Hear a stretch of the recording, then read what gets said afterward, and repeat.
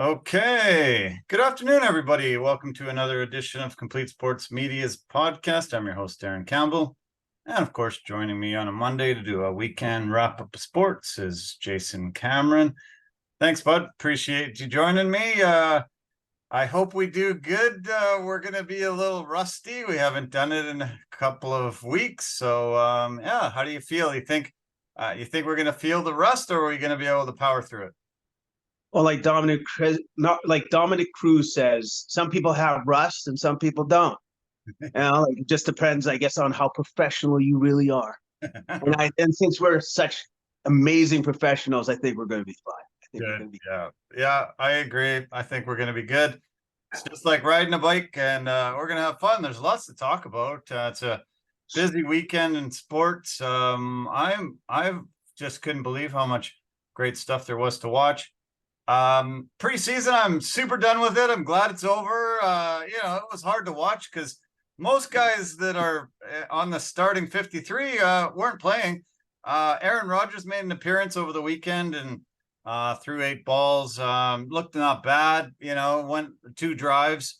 But for the most part, it's really tough to watch when almost none of these guys are going to be taking the field when the season actually starts. It's the funny thing about preseason. The way I look at preseason now is that's for the guys on the periphery. Yeah. Those are for the guys that are trying to either make it onto the team, but like they're behind the starters or behind even the second place guy, or maybe even make the practice squad. Yeah. That's what the preseason's there for. Because you can't start your starters. Because if one of your starters gets hurt in preseason, why did you do that? Everybody would ever question you. It's like, why did you put him in? So that he can't play for the regular season when it actually counts. That's ridiculous. Yeah. Yeah, I guess it is. But, I'm shocked that a guy like Lamar Jackson, all new receiving core, really was, in a battle with the organization for so long, didn't, get his reps in through the preseason into training camp and all that. And he didn't take the field at all. That seems bizarre to me because how do you expect him to get up to speed right away with the whole offense, with everybody, and play up to the top level right away? You might lose 2 or 3 games off the top because you're not game ready right away. So here's the thing I would say about that. I guess it's up to the coaches to see, are they putting in extra work with their new receivers to make sure that they have some sort of chemistry after practice? Right. So if he's putting in the work after practice and they see that and it's consistent, then it makes it easier for them to say, you know what, maybe he's good for not actually having to go into preseason and do that game speed, because he is putting in the extra work with his new teammates to try to build that chemistry that's going to snowball into the regular season. Yeah, but as you know, nothing imitates a real game. Then you're just on a field trying to get the guy's timing and stuff. It doesn't resemble a real game when you got monsters trying to tackle you and take you down in the pocket. And Lamar Jackson, he's been injured. He's had some difficulty staying on the field. You really want him to be, I think, game shape, game ready, fully, immersed in the pocket, knowing where to take those risks that he does and throw to his new teammates. I would have had him play a few drives at least. Yeah, I don't see the problem in him playing a couple drives as well, but I understand where the organization's coming from, saying that we just definitely don't want to take the risk. Yeah, because it's a weird balance that you're trying to have with these starters. Do I play them? Do I play them a little bit, or do I not play them at all and just hope for the best once you hit the regular season, right? So it's tough. It's tough. That's super tough. As I mentioned, Aaron Rodgers, he was 5 for 8, 47 yards, touchdown pass, beautiful pass to Garrett Wilson in the end zone. It looks like, passes like that, you always think, wow, this guy, is one of the greatest quarterbacks of all time, but only one Super Bowl in a very long Green Bay Packers career. They bring him to the Jets. Jets haven't made the playoffs in 12 years, longest stretch out of any NFL team. and he's supposed to take them to the promised land and bring them a Super Bowl. He looked okay in his little, debut there. First time he's actually had a snap in the preseason in 5 years. So kind of crazy, but what do you think we're going to see from Aaron Rodgers and the Jets? Are they going to compete for a Super Bowl this year? Oh man, you know what? I don't know about those Super Bowl because that's a lot to ask for a guy just coming in. Like where you obviously Aaron Rodgers is Aaron Rodgers, but he had a down year last season. So if you're thinking of him coming in and just being the savior, it's like this is all we needed, just this guy, and now we're gonna. Nah, I don't know about that. I don't know about that. Like as far as I'm concerned, there's only one GOAT that could do that because he did it, and that's Tom Brady. Right? I think the Jets should think of it as a big win if they can actually get into the playoffs and maybe just win one playoff game. And I think that's a huge win for the Jets organization if they can just do that this season. Yeah. I guess the New England Patriots are going to honor Tom Brady during the game, their first opening game of the season. Interesting. I think the Raiders are their first opponent, so he gets to come in as the owner. Did you see him outside the locker room as the guys were heading out onto the field on the weekend, trying to rally the troops and give them some motivation and stuff? Did you see that video? It looked pretty interesting. I didn't see that video, but I did see another video, right, of Micah Parsons for the Cowboys coming over to the sideline and said, "It's too bad you're still not playing. I never got a hit on you." And Tom Brady's like, "No, I don't think so, man. I don't think so." Yeah. He wasn't too happy about that, actually. He was just like, "Yeah, get out of here. Get out of here. Screw it. Heck out of here, yeah. Not giving you that chance. But yeah, it'll be good to see Tom honored and brought up all his 6 Super Bowls. They probably will forget about that 7th one, but they'll honor him there, and it'll be good to see. Some big news over the weekend. The Dallas Cowboys decided to make a trade with the San Francisco 49ers and pick up Trey Lance, who kind of didn't ever pan out with San Francisco. Number 3 overall pick, barely played there. 2-2 in 4 career starts, and just never got a chance. But Jerry Jones decided, okay, I'm making a call. I'm getting this guy, sent over a 4th round pick, which is nothing really. But he didn't consult Mike McCarthy or Dak Prescott. He just said, no, I'm doing it. Boom. This guy's in, backup. Do you think this was a wise move for Dallas, especially not consulting your coach and your quarterback? Jerry Jones is going to do Jerry Jones stuff. I'm not even surprised. No. And I'm sorry, they shouldn't be surprised either. Right? It's like, oh, did he just kind of go off and do his own thing? Yes, he did. At the end of the day, he's the owner. It's his team. He can actually kind of do what he likes. So it sucks, but if you've been in that Cowboy system long enough, you kind of know that's just kind of the way it goes, and you're just going to have to roll with it. Now, was it a smart move by Jerry to do this? Seeing what can happen in the NFL and knowing that all of your guys can be knocked out at some point, having more quarterbacks than less is probably a good idea at this point in time. So I don't really see a problem with it. If I was Cooper Rush, though, I'd be like, I don't know what I did wrong. Like, even when I stepped in, I was still 4-1. So yeah. All right. That's one of the bizarre aspects of this. The other thing is, if Dak Prescott doesn't deliver them at least a conference champion this year, let alone a Super Bowl, I think they're cutting him. He's going to get $59 million on his contract next year. If he doesn't deliver, why would you keep him? Open up that salary for, building around somebody else. That's not a bad idea, but I can see a couple different scenarios. Like you're saying, the conference or bust, right? At this point in time for Dak Prescott's career. Yeah. Well, he's got the most wins, the highest winning percentage of any quarterback in NFL history with 75 starts or more. to not make the conference championships at least. Okay, that's actually pretty bad. So I'm saying if he can make it to that point, but he still loses like an epic loss, like how the Bills lost to like the Chiefs, then that would probably be acceptable because it's just like, wow, he almost got him, but it was quite the loss, right? So that's the only thing I could see as the exception for him. But if he doesn't do what you said that he needs to do, yeah, I could see the Cowboys having a big problem with that because then that means he just hasn't taken the necessary steps progression to get to where he needs to get to. And then there'd be questions of, even if he got to the Super Bowl, could he even win it? Right? So.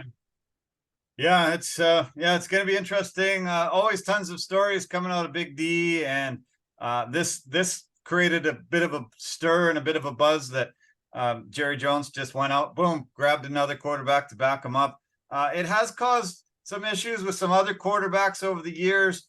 Tom Brady had to deal with Jimmy G behind him. Aaron Rodgers, when Jordan Love came in, he was not very happy, but he went out and won 2 MVPs after that. So it seemed to motivate him to keep Jordan Love on the sidelines and not give him that job right away. That's true. That's true. He did go out and do that. But I think he was peaking anyways. That would be great if that did that for Dak. Like if that pressure actually helped him, like motivate him, got him over that obstacle, over his mental hurdles, and he became greater. But the thing is, some people don't do well under that kind of pressure. And I don't know if Dak will do well under that kind of pressure. I think he does better when people believe in him, right? Instead of trying to question him all the time. So we'll see. We'll see. Today's a really dark day if you're an NFL player that's just on the cusp of making a roster or not. There was a massive amount of waiver releases today. Every team has to cut down from 90 to 53 by 1 o'clock Pacific, 4 o'clock Eastern tomorrow. There was just a crap load of guys thrown out onto the waiver wire today, and the rest will be tomorrow. It's got to be just nerve-wracking and tough to think that your NFL career just hangs in the balance here over these days, and teams have to make really tough decisions to get rid of a lot of guys. From 90 to 53, there's a lot of guys you have to make big decisions on. Yeah, it's tough. It's tough too because these are young men trying their best to attain their dreams, so to speak. And then once you start doing these cuts, it's like dream crush, dream crush, dream crush. And it's like, oh man, like that would suck. And then also too, there's probably a ton of players where they're just like they can see how they could work in their scheme, but it's like we just don't have enough spots. We just don't have enough spots, right? So yeah, tough. Yeah, super tough. Big news that some of the biggest names that they think will be released tomorrow, Marcus Mariota, the backup quarterback to Jalen Hurts in Philly. They think they will want to send him packing because he's got a $5 million cap hit, and I think they want to spend their money elsewhere, so he might be looking for work. Clyde Edwards-Helaire has kind of ended up becoming the third string running back with Kansas City behind Isaiah Pacheco and Jerick McKinnon. And so, it'll be big names out there. I guess once you knew that 53-man roster, it can be fluid still because there's a lot of guys that'll be on the waivers. And if you need somebody in those specific positions, you can bring them in and sort of tool your roster that way too. Yeah, for sure. But speaking of the Falcons got a lot of weapons. Mm-hmm. They got a lot of weapons. Mm-hmm. And from what I saw from Mariota's performance during the preseason, I think it's probably a good idea that they got rid of him because he looked absolutely, utterly horrendous. It looked horrible. It was like just, I don't know what he was doing. I don't think he knew what he was doing. He was just kind of throwing caution to the wind and just I don't know what was going on there. Yeah. But it just didn't look like he's lost it. He's lost something because it just looked horrible. I agree. He didn't look good in the preseason. Not sure why. They've decided that. I think they've decided that they're moving on from him, and we'll see if he picks up a job somewhere else out there. Big news today that Kyler Murray will not be on the active roster to start the season. He's still recovering from his surgery and will be on the PUP list, physically unable to perform list, for at least the first 4 games of the season. And they also cut backup quarterback Colt McCoy today. So they'll be going with some unproven guys to start the season. And we'll see if he can return after 4 games. If not, it might be a lost season for Kyler Murray. But that wasn't super surprising, but really tough if you're a Cards fan and part of that organization. Yeah, really tough because so Kyler can't go. I guess Colt McCoy clearly wasn't good enough because you just said you should go away. And now we have a third string guy. I don't know who that guy is. Apparently they feel really comfortable with him. No. And the problem is with the Cardinals season is this. If Kyler still is not good to go in the 4 season after his 4 regular season games, maybe he needs some extra time. You could easily say, like, depending on how they go, could just be a lost season right there and then for the Cardinals. Yeah, it sure could be. It's tough. He's been that guy that came in after Russell Wilson, and they said, the young, mobile, small quarterback could make it. But, the injury bug has been hitting him over the last few seasons. And, if this is a lost season for him, it might be time for the Cardinals to look elsewhere and try to find somebody that can, keep this franchise moving in the right direction. Yeah, and then also, too, it kind of brings into question the whole idea of the small mobile quarterback. Yeah. Maybe they're just not durable enough to hang with the game. And it's through no fault of their own. When you get tackled by, like, men that are 6'6", 300 pounds, 360, 70 or more, I get it. Yeah. I get it. Yeah. Denver Broncos have been absolutely decimated at wide receiver position. When Russell Wilson was leaving Seattle last year and heading to Denver, and Geno Smith was going to take over in Seattle, I said, hey, I would actually way rather be in Geno Smith's position than Russell Wilson's, because the wide receivers that Geno has are way better than what Denver has. And now Denver's looking at their 5th, 6th, 7th string guys just off scrap heaps. This has just become an epidemic there. And I don't know, Sean Payton might be, the second coming of God there to, resurrect that franchise after such a horrible year and what Russell Wilson pulled off last year. But when you have no wide receivers, how are you going to run an offense? This is really tough. And a lot of people said, there's no way that they can be as worse or worse than last year, but maybe they can be. This is pretty brutal. I haven't been keeping up with the Broncos. So you're saying that most of their starters have gone down with injuries from practice or from preseason games already? Yeah. Okay, so that means that the team is now cursed. All right, that's what that tells me. There's a curse on the team. Because for them to go through all the hardships they did last season, and then they got the Sean Payton, they got the next coming of, they think, all right, we're on the rise. This is it. We're going to be good now. Oh, but we lost all our wide receivers. You just can't catch a break. Right. I don't know what Sean Payton has in mind to try to lessen the blow so that he can at least start getting these guys back at some point in time in the regular season. But it's just made his job exponentially harder to try to win. So yeah, I don't think it's going to be a very great season for the Denver Broncos going forward. Yeah, this is a list of their wide receivers that have been out. Brandon Johnson, he has a leg injury, missed several weeks of practice. Jerry Jeudy has a season-ending injury. Tim Patrick suffered a season-ending torn Achilles in the first week. KJ Hamler was diagnosed with a heart ailment, and he was released.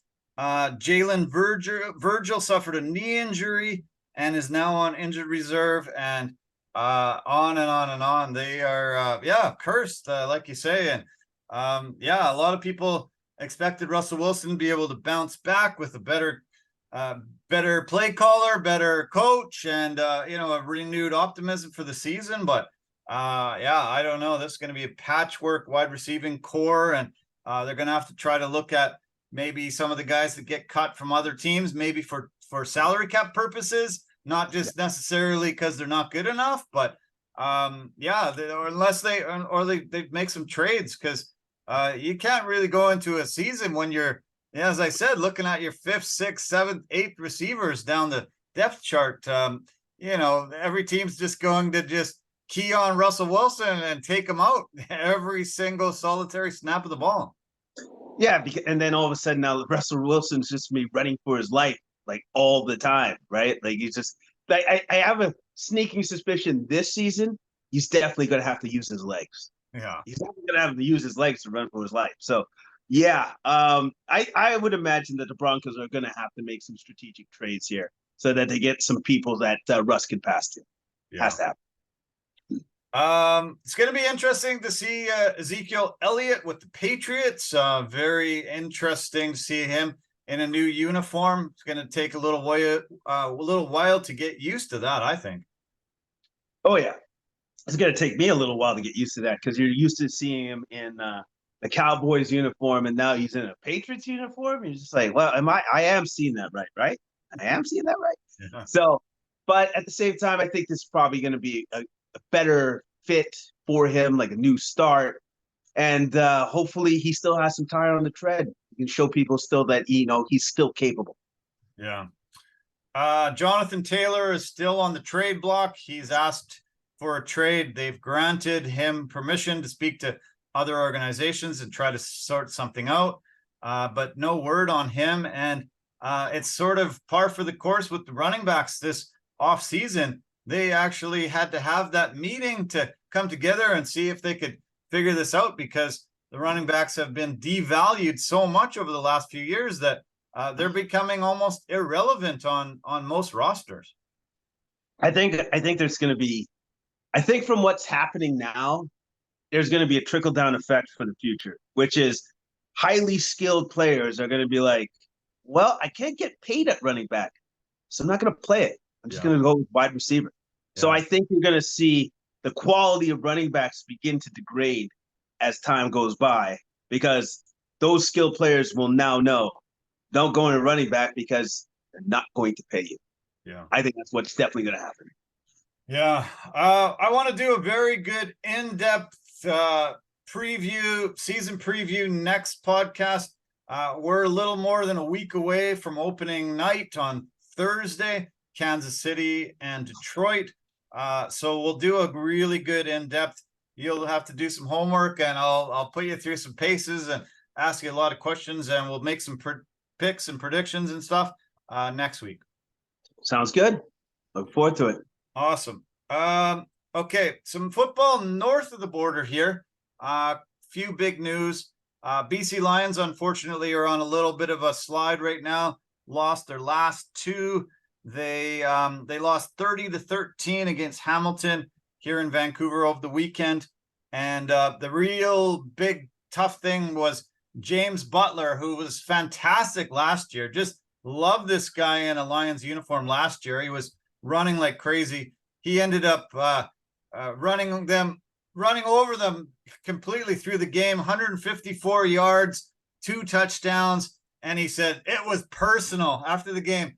This was personal. I wanted to kick their butt, and he did, and came home. They were really unhappy. They decided to move on from him, and he really stuck it to his former team on Saturday night. Yeah. You know what? It's always interesting when a player has an axe to grind, so to speak, with the organization that let them go, didn't believe in them. And then so when he has an opportunity to show them up, oh man, are they going to relish that? And they're going to do their best to do their best. And he absolutely did that.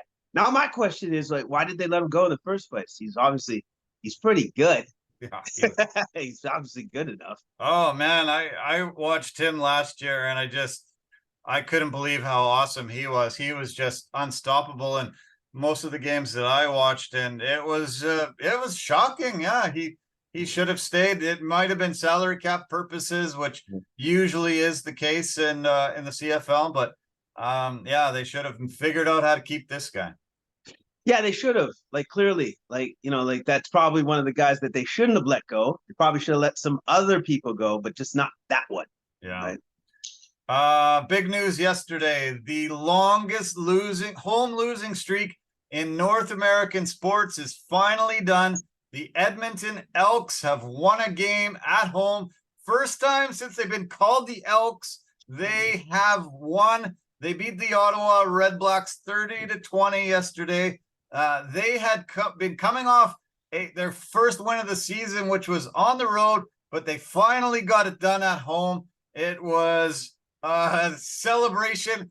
All the paper bags were suddenly going off the heads there, and they were able to rejoice. A win. It was almost 4 years since somebody in Edmonton has been able to go to Commonwealth Stadium and see the team, their home team, win in front of them.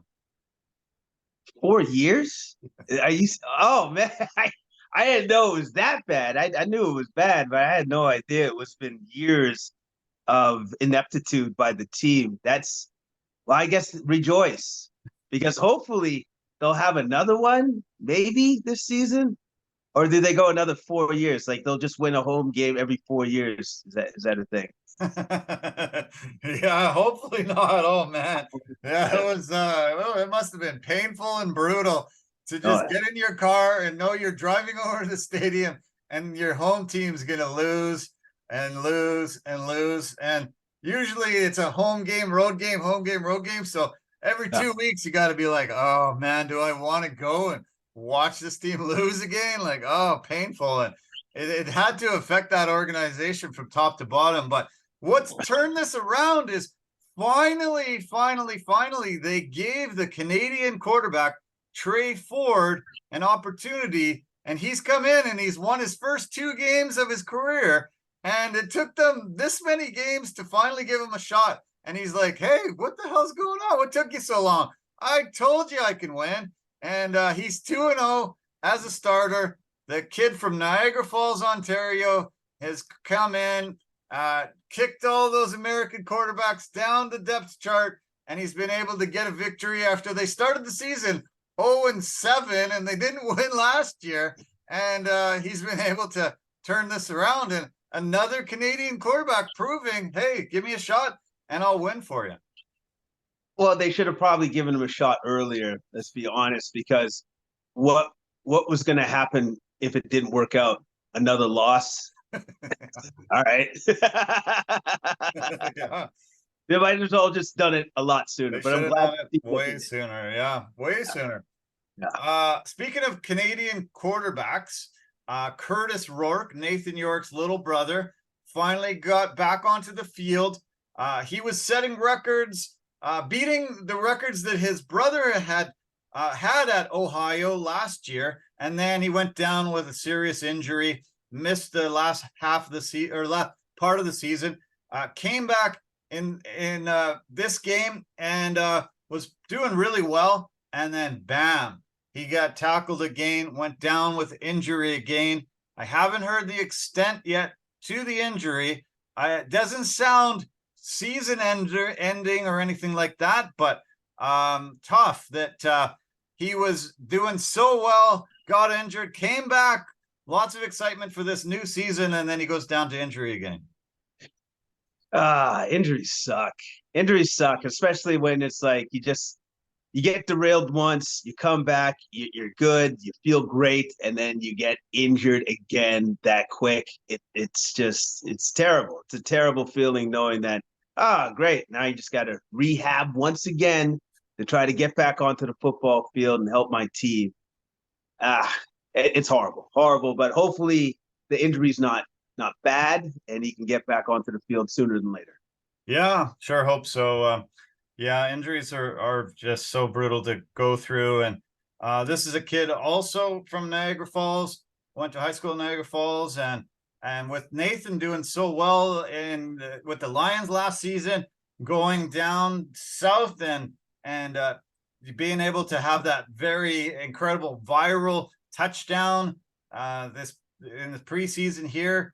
There was so much promise with both Rourke brothers, and you want them, to do well. They're from locally from here, and you're hoping, that they can prove that they belong. And let's hope that both guys can stay healthy moving forward, get their opportunities, and showcase how talented they really are. Yeah, showcase their skills. Fingers crossed that they can stay healthy from here on out. Yeah. Okay, probably the biggest local sports story here this past weekend was that the LPGA tour was here for the Canadian Women's Open at Shaughnessy. They did a great job hosting a few years ago for the Canadian Open for the men. They decided they would grant them this tournament back in 2020, and then COVID hit, and they had to cancel it. And the last 2 years, they had it back in Ontario. They finally were able to come back here and play at Shaughnessy this past weekend. And from all accounts, just an absolutely awesome tournament. The women were treated so well. The pictures from there were fantastic to watch. Just very well attended. Tons of people showing up to see these women play. And it went down to a playoff. Brooke Henderson wasn't in the mix, but she made the cut and she played well on alternate days. And but all around, really good that the Canadian Open was here again and showcase Shaughnessy, beautiful golf course, beautiful area of the city, and really nice to see it back. Yeah, it's great that they came back. Great that the city has an opportunity to host events of that sort, and hopefully going forward they'll get more opportunities going forward. Now, especially with the amalgamation of Live Golf with the PGA and all that sort of stuff, hopefully more of that comes over our way, and so we get to enjoy more golf, professional golf. Yeah, sure hope so. It'd be great. The winner was Megan Kang. She won in the first playoff hole, just narrowly beating out Jin Young Ko. It was great to see some Canadians. A couple of Canadians made the cut. Elena Sharp and Brooke Henderson, and that's a fun course. I was out there when the Canadian men were there, and they put on a fantastic show. The biggest golf story, though, of the weekend was the Tour Championship was contested down at Eastlake outside of Atlanta, and they finally were able to culminate the season-long chase for the FedEx Cup. And Victor Hovland, he won last week at the BMW Championship. He was able to come in this week, and he wasn't first in the staggered scores, but he was able to play the best golf out of anybody, won by 6 strokes, and was just an awesome tournament for him. And he cashed $18 million check for the victory. And combining from last week and this week, $22.2 million, and his total season winnings were $32 million on the golf course, blowing away Tiger's even best year money-wise on the PGA Tour. The money is starting to become pretty great and on par with a lot of team sports when a guy's making $32 million on the course. Pretty incredible. That is incredible. You may not know this, but I'm going to ask: is that the most that anybody's ever won for one win? Like 18 million? Is that the most? Yeah, because it's got to be close. It has been going up every year. It might have been about 18 last year, but it was I know it was 10 in the beginning, and then it might have went up 2 million a year after. But it's either the most, or last year was also 18. But 32 million is by far the most anybody's ever won on a season. 22 million is the most Tiger Woods ever won. So, almost every record that you can ever see has Tiger Woods' name on it. This is another a guy that came in. He's only 25 years old and has been able to eclipse it. He's from Norway, not a country known for summer sports. They are a winter sports powerhouse. They've won the most gold medals ever in the Olympics, but not known for any summer sports and golfers. Little known fact: his father was stationed in the States for about a year, and I believe it was somewhere outside of St. Louis or in St. Louis. And when he was there, he picked up the game a little bit, brought his clubs back to Norway, gave them to the kid, and the kid fell in love with the game, and the rest is history. He, to me, is the best player on the planet right now, and to be able to outlast this incredibly elite field. It was the top 30 guys of all season, and he just blew the field away. I think Dad must be really happy. It's like, best move I ever did, just picking up some sticks and playing some golf. Yeah. Best move ever. Yeah, no kidding. Yeah, I was actually blown away how much his caddy's gonna make too. His caddy's gonna make 10% of that, 1.8 million for this weekend's work. So pretty nice to be carrying sticks for 1.8 million over 4 days. Yeah, that's pretty awesome. And then also too, what else is awesome is the caddy. I think he gives some advice, but at the end of the day, it's like he's better at this than me. So whatever, man. Just gotta carry the bag. Amazing. Yeah.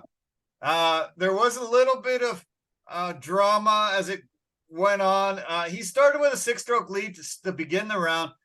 It got down to about 2 strokes, maybe 3, maybe 2, and Xander Schauffele was second, and they were saying, man, these putts are worth so much money. The difference between first and second place was $11.5 million. Second place was $6.5 million. So you're like, oh man, like grind and try. Just imagine if you could get a couple more shots and make $11.5 million more. Like, it must have been so hard in your gut. You're like, every time you missed the putt, you were like, oh my God, this is costing me millions here. This is brutal. It's got to be on your mind, but hopefully your caddy and you can keep it out of your mind and just play as best as you can. Well, of course, you have to. But then also, too, that's what makes greatness, is when you're in the pressure cooker, and then you got to make these putts, you got to make these shots, right? That's greatness. That's greatness, right? The person that finished last place got $500,000. So, pretty good consolation prize for finishing last. 2 Canadians made that tour championship, Corey Connors and Nick Taylor. Nick Taylor had that spectacular 72-foot putt to win the Canadian Open earlier in the summer. Corey Connors had a very solid year and played really great. Those guys made a ton of money, and it looks like they're shoe in for the President's Cup team coming up, and they have had a really good year. This is the best year ever for Canadians. So many Canadians doing well. We had 4 guys win a tournament this season, and it was great to see Canadian golf getting raised up. And a lot of these guys are going to spur on a lot of the young kids to pick up the game and keep going at it, because they've seen their heroes get a chance to elevate their game and become one of the world's best. Hopefully that's what happens. Hopefully, like what these guys are doing right now for golf is what we've already seen that's happened in the NBA, where you see success, you know what's possible, and so then you start to grind and start to figure out things so that you can have or mimic that same sort of success if you're lucky enough to get the pros. Yeah. Big announcement tomorrow in the world of golf. They are going to announce the American Ryder Cup team. 6 guys have automatically qualified. The captain, Zach Johnson, will pick the other 6 to complement the full team of 12. And there's been a lot of talk back and forth. Who's going to be some of those live guys have been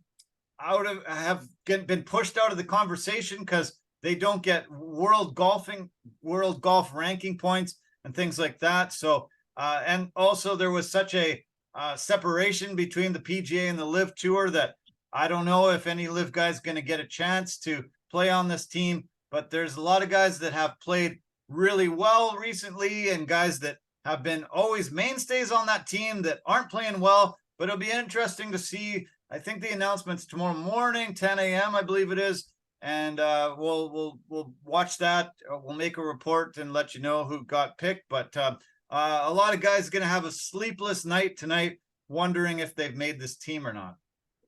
Well, yeah, especially more sleepless if you haven't been playing well as of late, right? Because then it's like, well, why would he pick me if I haven't been really on my game? But it doesn't mean that you can't turn it around. It's just going to be a really tough choices for Zach Johnson, because some guys, like you said, are mainstays, and he looks at those players and says, I think he can pick it up when I need him to. But then you also have to look at some of the other guys, new guys, that are like, he's playing great right now. So why wouldn't I take him or take the risk? Or is it really even a risk if he's playing that well for the last couple of weeks or months? Yeah. Yeah, he's probably going to have a sleepless night trying to make that decision, who he wants to bring over. The American team have not won on European soil since 1994. So a long drought. And the European team with Victor Hovland playing so well, that European team has just got stronger and stronger as the summers wore on. And it'll be really a good, highly competitive match, I believe. It's over in Italy. And these guys are hoping to get that call tomorrow, get to go to Rome. Speaking of Rome and Italy, the F1 is there this weekend. They had a race this weekend yesterday in the Netherlands, and Max Verstappen was able to get his 9th straight victory, which tied the all-time record. Sebastian Vettel did it in 2013, and Alberto Escarol was able to do it years back, but 9 straight victories. Red Bull just running away with the season, and incredible to do it in front of his home country fans. And yeah, it was pretty competitive. They had a red flag on lap 65 of 72, and so the rest of the field got to catch up behind the safety car, and you thought, oh, maybe there's a chance somebody could beat him, and then boom, he blew him away again and showed that he is the greatest driver with the greatest car, and on one of the best seasons of all time in F1. It's pretty remarkable. Some people love it, some people hate it, but you know, it's a record-breaking season for this guy, and yeah, Red Bull and him have become almost unstoppable. It's cool to see domination sometimes. Just to see a dominating performance from a guy. And then also, too, this should be motivation for everybody else, because clearly, technologically wise, with their car, they're above everybody else. Yeah. So now people got to play catch up. They got to play catch up, or they're just going to get dominated again next season. It's just going to be a rinse and repeat. I don't think they want that to happen if you're a competitor against Max Verstappen. So I think this is great for the sport, because it's a motivating factor to not get your ass handed to you, race in and race out. Yeah. Yeah, totally. Yeah, I fully agree. And yeah, I think they better pull up their socks. I expected it to be a lot more competitive because they had a 4-week break, a summer break, and it was pretty competitive. I don't think it would have been if they didn't have that red flag for an accident. But yeah, anyway, I think in Monza coming in this weekend, he's very big favorite and expected to break the all-time record and have 10 wins in a row and cruise to the F1 title. Okay, some soccer news I want to mention. Lionel Messi, again, we keep mentioning him every single solitary podcast. He was able to finally make his MLS debut. He had played all those games with Inter Miami again in the Leagues Cup, and it wasn't official MLS games. He finally got to play an MLS game against the New York Red Bulls, and he went into New York. Amazing amount of paparazzi and fans trying to get pictures of him, get autographs, whatever. And he went in. They weren't sure they were going to play him. They don't want to burn him out, but he did finally enter the game in the 60th minute. He scored in the 86th minute. and was able to give them a victory and delight the crowd. The cheapest ticket in the stadium to buy was $400 and up, and huge money being made now from a lot of these other MLS teams, and he does not disappoint. The guy scored 11 goals in 9 games, and he's just a miraculous magic man. I wonder if Messi is just like, I've never had it this easy. If he just goes in every game, and just like, all right, I just get to do cool stuff, or just gets to try stuff that is like, I had this in my mind, this move against these guys, I can do it. I think so. I'm just gonna try it. I'm just gonna try everything. I think he's having a great time though, because post career from the Premiership and going down into this, he's got to be very happy with his decision, which is, I come here to Miami and I'm their savior, and they all know it. Yeah, this is great. Yeah, must be amazing to feel. I know he was interviewed over the weekend, and he said, "Man, I'm so happy I made this move. This is one of the best moves I've ever made. This is great. I've decided to call my old high school, and I've got you in the starting lineup against my junior high school team, and you're going to be able to feel like him on the basketball court. You're going to be able to just wipe the floor with these young kids, grade 7 and 8, I believe it is, and you're going to be able to feel like Messi feels." Yeah, but you know what? I think you're giving me too much credit. I think what Messi feels is, I think this is a better comparison. If they were kindergartners, right? And then I think that's more like it, like where I just get to swat them and I flex on them, like, get it out of here. That's what, like, like, I think that's more like what Messi is, where you're just like, look at these little guys just trying to do stuff. No, gonna work. I remember that Peyton Manning, I think it was a Saturday Night Live skit. Do you remember that, where he was like, "Get your head out of your ass, kid," and he just firing the ball at kids, and he's just totally trying to, treat him like he would his teammates. It was pretty awesome. Yeah, that's it. And I love that skit. That was actually a really good one. Oh, that was so funny. Yeah, hilarious. Okay, MLS, Vancouver Whitecaps playing really good. Probably their best win of the season this weekend. They were able to go down to Portland and beat the Portland Timbers 3-2. Absolutely fantastic performance by Vancouver, and they are the most prolific scoring team in MLS this whole entire season. If Messi was in Miami, he would have blown them away, but the whole year. But the Whitecaps are doing great now. They've been able to address some of their defensive concerns, but big victory, and great to see. They are in a playoff spot now, and after a tough, slow start. But the crowds are starting to get really good down at BC Place, and you should support them heading into September and this playoff run. Well, the one thing that's always been a great thing about the Whitecaps has been their support system. Yeah. They got great support. They got great fans, and it's great to see that the team is finally paying it forward, paying it back by them being successful on the pitch. Yeah. Okay, the FIBA Basketball World Cup is happening in Asia right now, and Canada is first in their group, are going to advance to the next stage. Had an amazing performance yesterday. Really great to see this team come together. I'm loving seeing all the guys really developing great chemistry. Shai Gilgeous-Alexander is just definitely such a leader. I can't imagine what this team would have been like if Jamal Murray was actually able to play, and they had that backcourt together. Two of the most dynamic guys in the league, at a guard position, and really good to see. They were able to win by 56 points yesterday over, let's see, I'm trying to remember who they played, sorry, but 43 assists over 50 made field goals. They beat Lebanon by 55 points yesterday. And yeah, this team is really firing on all cylinders. Really good to see how great it's come together for them. Yeah, it has definitely come together for them.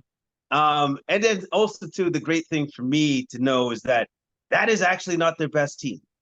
Still not their best team yet because they're missing Jamal Murray and they're missing Andrew Wiggins.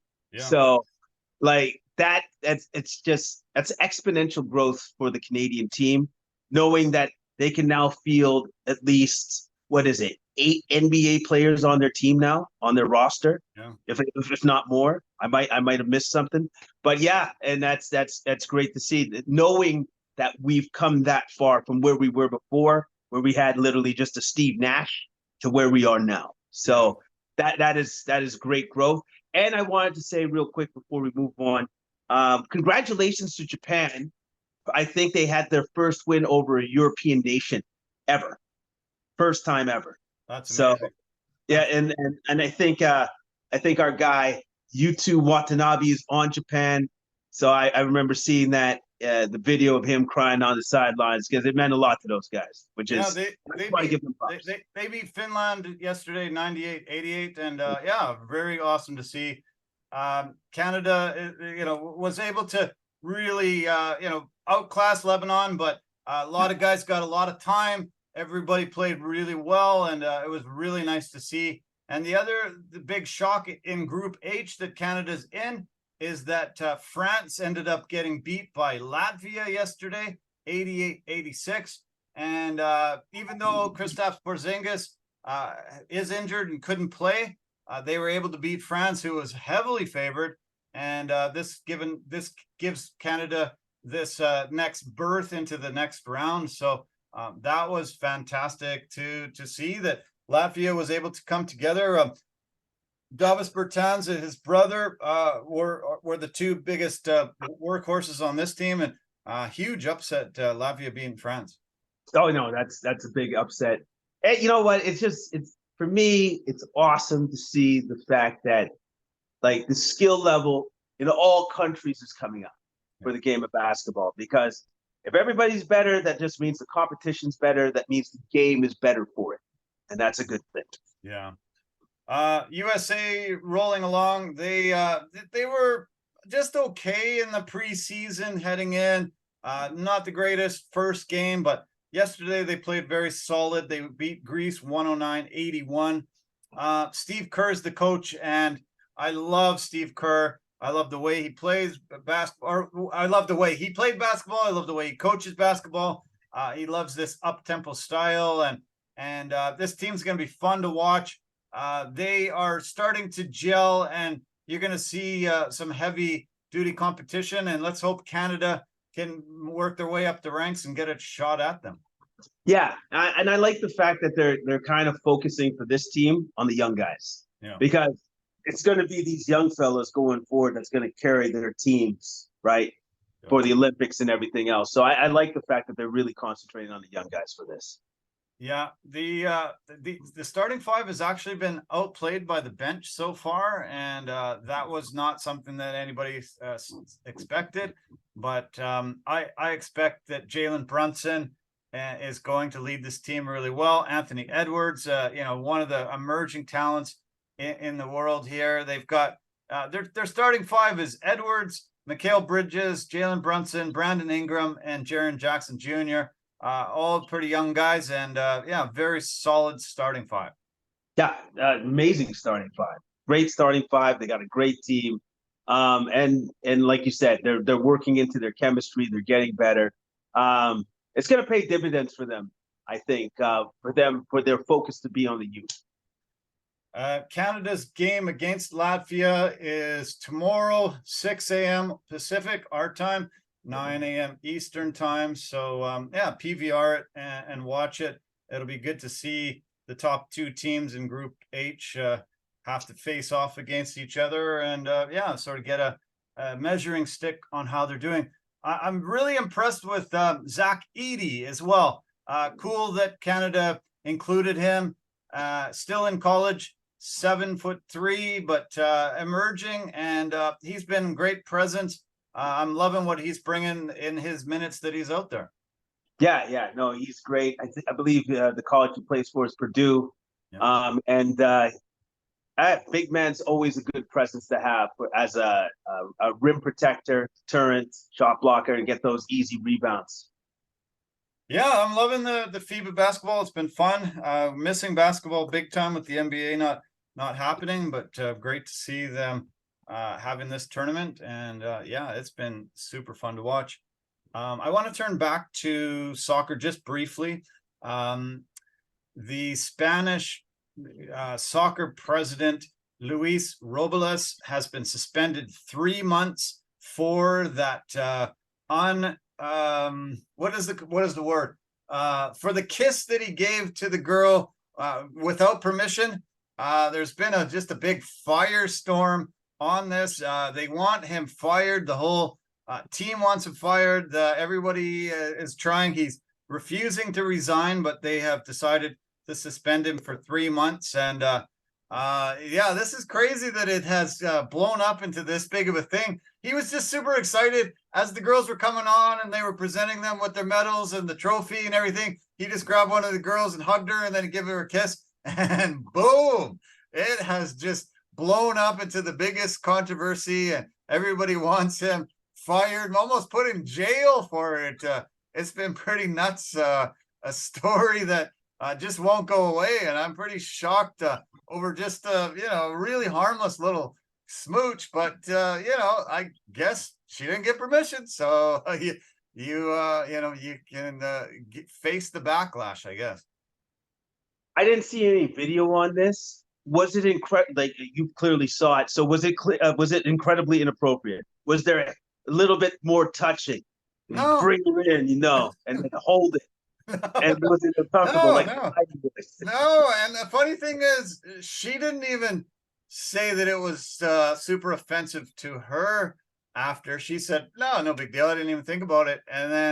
But then everybody just piled on her saying, you can't let a guy get away with doing that. And then I think she started saying, yeah, I guess that's true, and blah blah blah. I can't put words into her mouth, but it didn't seem like she was taking it very serious herself, and then everybody else really did. And to me, it was just a quick little thing. He looked super pumped, and we've seen celebrations on a stage after people have won championships, and everybody's giddy and usually pouring champagne on you and hugging and all that. And I think it was harmless, but not according to most people involved.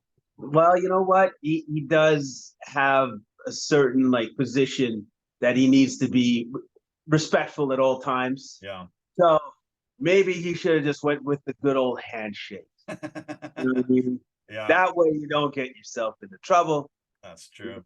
You're respectful. You gave him a handshake. Because in this day and age nowadays, you don't know what's going to happen, man. People can take the slightest thing as an insult, as disrespect. You can't be disrespectful if it's just a handshake. Yeah. And that's what he should have went with. True, I guess. Yeah. Maybe he learned his lesson, and others will never go there anymore. But yeah, pretty nuts that it's blown up so big. Your thoughts on Shannon Sharpe leaving Skip Bayless and Undisputed and Fox for the ESPN First Take? He is going to start September 4th and take on Stephen A. And on Stephen A's First Take debate show. What do you think about him making this move? First off, I think it's smart. There's many times that Skip Bayless, I thought he crossed the line as just being completely disrespectful to Shannon Sharpe in his Hall of Fame career. Yeah, but Skip does that. That's what he does. Like he kind of puts you down. He's very disrespectful at times. If Shannon felt to himself, it's like, all right, that's the last straw. I can't take this anymore. Then I think that's well within his rights to do that. I think, yes, Skip gave him a chance, but then he grew himself to a certain level. And he was just as much a contributor to the show as Skip was, even if it is his show. So I think that was great for him to move on and get out of there. I think First Take will be a better fit for him anyways. Yeah. And also, too, all that stuff that Skip would do to him, Stephen A is not going to do that. He's going to come at him, challenge him in different ways, but he's not going to do that. He's not going to do petty nonsense bullshit that Skip does all the time. Now, speaking of Skip, with his new roster of people that he's going to have running through the show, I was super shocked to see that Richard Sherman is going to be one of the guys that he's going to be a panelist against, because Richard Sherman and him have had a blow up, and I think it was back in 2013 where they went at it hard. Wow. So I was surprised to see that, because I'm like, oh man, well, if you can get over that, then maybe that's a good thing. But here's the thing that all of those players, regardless of who it is, if it's Richard Sherman or Keyshawn Johnson or some of the other players associated with going on to that show, he's going to do that to you at some point in time. Yeah. So what does that mean? You better have a way of dealing with it other than physicality. We don't want to see a Jim Everett, Jim Rome thing. Where it's like, all right, say it again. Say it again. Right? We don't want that. Fox probably love that, but it might not. Yeah, it might not go over well with the host and stuff. Yeah, but I am surprised. Richard Sherman's a super smart guy. He did have some anger management issues last year. I believe he got arrested for it. So maybe he got some counseling and was able to sort that out. Because, I would hate to be in Skip Bayless's shoes if Sherman's mad at me. Yeah, because, like, how old is Skip? Like, every time I look at him on video, I'm like, is he 75? Yeah, he's getting up there. Like he's an old dude. Like, so... Like, so if he goes against one of these younger guys, these younger men that used to be in the NFL, and he really pisses them off, there's not much he's going to do about it physically. No, just him just getting beaten up. So yeah. It's good you brought up that Jim Rome thing, because it did cross my mind that maybe some of these things do eventually happen with the shifting of chairs, and so many ESPN guys got the boot. I thought Fox would pick up a bunch of them, and there would be, changing of chairs, kind of, musical chairs for a bit there, and we'll see who can get along and who doesn't. Yeah, exactly. Right. Like, and it's good. It's good to have change, but sometimes I just hope that Skip understands. Don't push these guys too much like that, and especially don't disrespect the guys that have just done the game for so long, or especially if they've got to the fact that they're a Hall of Famer. Yeah. Because as far as I'm concerned, how are you going to disrespect a Hall of Famer? He's a Hall of Famer. Yeah. Done. Yeah. There's not much more you can say after that. Yeah, good point. Yeah. Drop the mic right there. Hall of Famer. Boom. When we last did the podcast, one of the first stories I did off the top was about the Blue Jays and this young guy, Davis Babe Schneider, that they were calling him. He came in, set a record, had the best 3-game debut of any MLB player ever. And then he gave them that spark. They got a few wins. They seemed to really turn this season around a little bit. And then, boom, for some reason, John Schneider, their manager, decided to bench him. He was benched for the week, and then they lost all their games. He puts them back in this weekend, and they win. And all of a sudden, he's setting records again. He's just the kid's unbelievable, and I don't understand why the manager wouldn't have him in there throughout this whole run. So the Blue Jays have a chance at the playoffs. They're melting down, and they have a real risk of missing out on the playoffs. And this team was expected to challenge for a World Series championship, and they have really let them down. Their hitting coach is blowing it. Their manager's blowing it. They've made some really bad mistakes in the last few weeks here. And when this kid came in, all of a sudden this team had a spark. They looked fun, and then they bench him, and then he comes back, and all of a sudden they win a game, and he's hitting the ball great again, setting Blue Jay records, and I just can't understand it. I'm shocked, and I got a lot of nasty text over the weekend from guys that were just super mad, following this team, giving them your heart, and they just seem to blow this thing. Well, the thing, okay, so you don't just get benched for no reason. So maybe he did something conduct detrimental to the team, but they wanted to keep it in-house. They wanted to keep it quiet, or it was some sort of locker room infraction or something, right? Because it has to be something. Maybe. So whatever that something was, okay, so they did that. So obviously, I guess it was a motivating factor for Babe Schneider. I'll just call him Babe Schneider. That's his name now. And so then now he's playing great again. So is it because he's like a young guy and he's incredibly competitive? He wants to keep his spot now that he's here. That's why maybe these things are happening. Because whatever it is, he's a spark plug. He's a spark for the team. Yeah. And if the team wants to make the playoffs, I think no more benching of this particular player, because they clearly need him to win, because every time he goes in, they win. Yeah. So it's like, it's pretty easy to see a correlation here. If I don't play him, we don't win. But if I do play him, we do win. Yeah. Maybe I'm just going to play him from here on out, rest of the season. Yeah, I hope so. Yeah, I love the kid.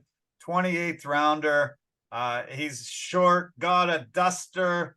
Nice. He just goes out there. He's a ball player, hitting home runs, contributing big time. I love the kid, and hope he stays, because yeah, he makes it fun. He makes it fun, and they're successful when he's in there. So I don't think it was conduct detrimental to the team. I think they were trying to make sure they didn't burn him out. They didn't want to have him bad against certain pitching, but like, come on, just get him in there, give yourself the best chance to win, and make the playoffs. Yeah, this country wants you to be in the playoffs really badly.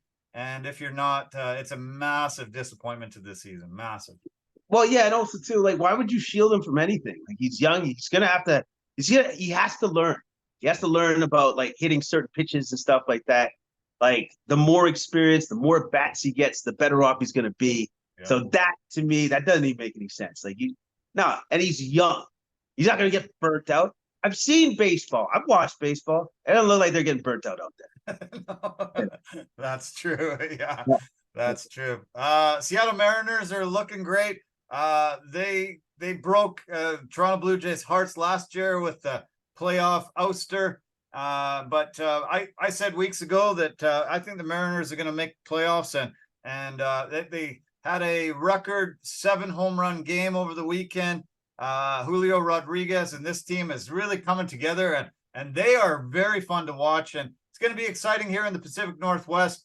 If the Mariners make it, hopefully the Blue Jays can make it as well, and it'll be extra fun. But I'm really enjoying that the Mariners are suddenly good again, relevant, having fun. They went on a 9-game winning streak for the second time this year, and yeah, they're really coming together, and I can see the Mariners mania really sweeping this Pacific Northwest. Yeah, and that's also another great thing for us, since they're so close to us, so that now we can be swept up into that. Yeah. And be a part of that, and that's always a great thing to have, or have the opportunity to be a part of. Yeah. Okay, let's finally switch to the UFC. My favorite sport, I think your favorite sport, something that we really enjoy every weekend.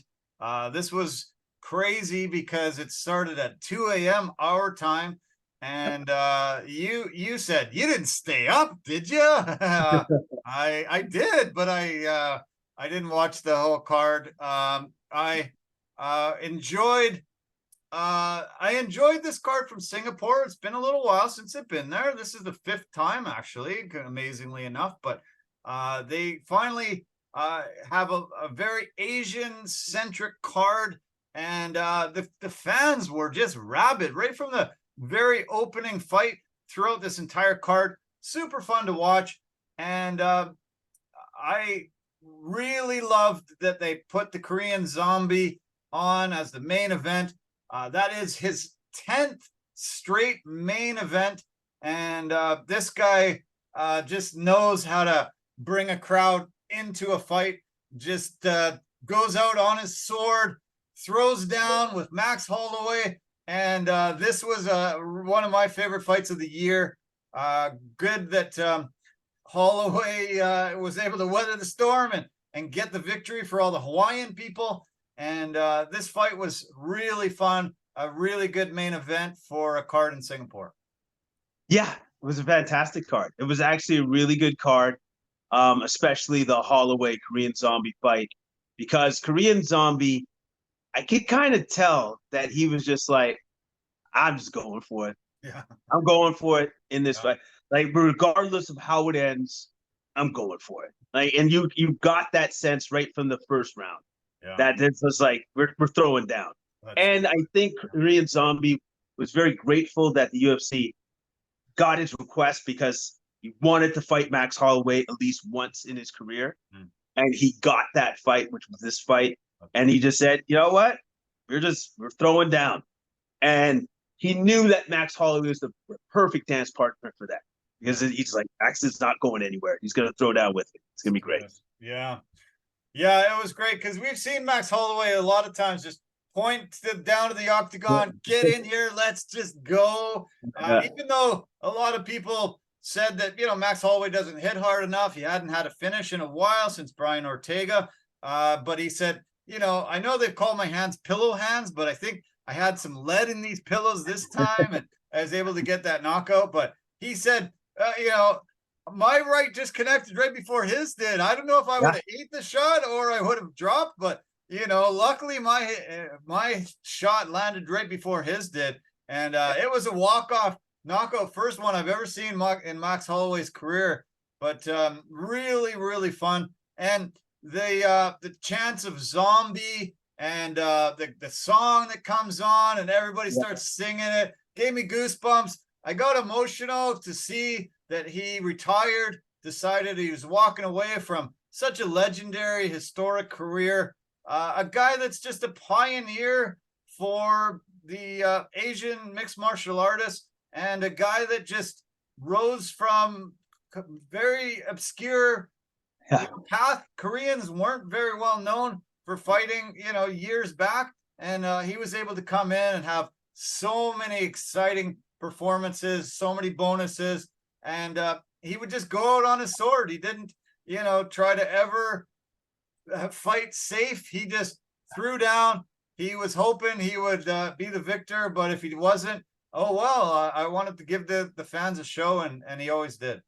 Oh, he most certainly did, and he most certainly did in this fight. Like, especially in that third round where you just said, "All right, I think we've gone far enough. Let's see who's going to be the better man."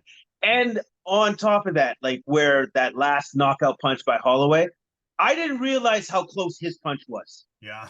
To connecting. Like, it was like a split second later. Yeah. And his punch did connect. Obviously didn't have the power anymore because he got hit. But I did not realize just how close that was. Like, it was super close. Amazing. But that's the way that Korean Zombie fights. Yeah. That's the way he's always fought. And that's the way he wants to go out. Yeah. Just like that. So he went out on his own terms. And it was obviously incredibly emotional for him. Put his gloves down. He had his moment. But I thought it was fantastic for the crowd to sing him off into the sunset. Yeah. That's what he got. He got sung off into the sunset. Everybody knew exactly what he was to the sport. Like, he was the gateway Asian fighter that made the way for all the other guys to come after. All of them. Not just Koreans, every single one that was coming from the Far East. Yeah, totally. I was a bit surprised. There was rumors that this could be his last fight, but I was a bit surprised because he had said he really wanted to make his last fight in Korea. There's no announcement that they've got anything booked for Korea, but I thought that they were working on something. And so I wouldn't be shocked if he's convinced to come and have one last go in Korea, because he's a guy that sells the tickets there. He's the guy that's the biggest draw. And the UFC, if they're going to book a fight there, if they haven't booked one already, it would make sense to have him as the main event. And, you're going to bring in the most money, and have the biggest impact if you have him. So I wouldn't say 100% he's done, but that, 2 minutes after you're knocked out, I think you're like, okay, I gave it my all. Can't get a belt now.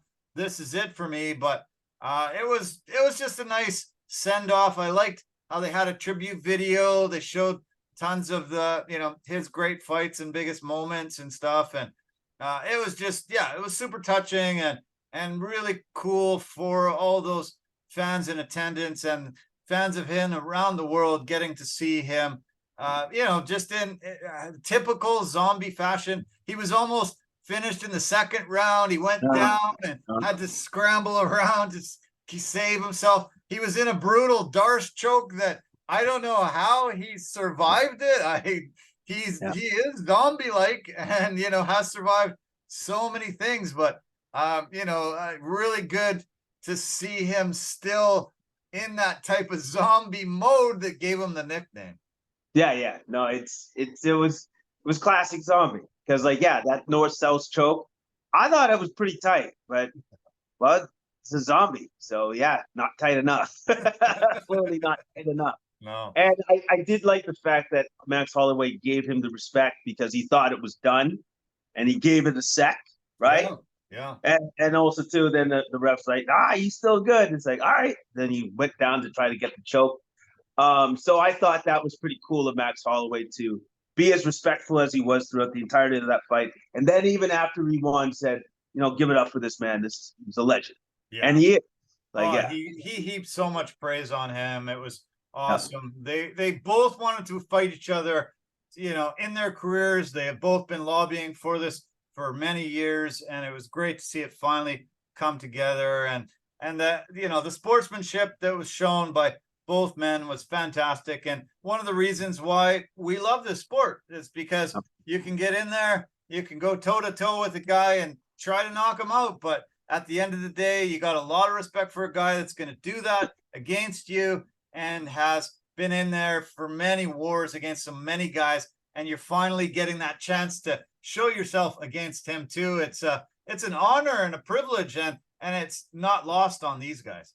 Yeah, and they both saw it as such. Yeah. They both saw it as such. And even the fact that, so Zombie won, and if this happens to not be his last fight, and if they do talk him into it, I'll say this, they better pay that dude. Yeah. They better pay him a lot of damn money. Yeah. All right? Yeah. Because as far as I'm concerned, all right, so Holloway was number 1 and Zombie's number 8. Zombie doesn't lose his positioning from that loss. No. Not whatsoever. He's still number 8 as far as I'm concerned. Yeah. Right. So if they do manage to get him to do another Korean show, awesome. They better pay him. And then also too, but if this is the last time we ever see him, bravo. Yeah. And he had a magnificent career. I was lucky enough to see it. I was lucky enough to see him do, I want to say, the twister against Leonard Garcia in Seattle. Nice. From the first time that they were in Seattle. Yeah. I saw that. Nice. I saw the finish. I was like, Twister? The damn Twister. You got to get. Oh, man. It was one of the best finishes I've ever seen in the octagon. That was the first time ever in the UFC history that a Twister submission was brought in and, was able to be used to finish a fight. And so, incredible.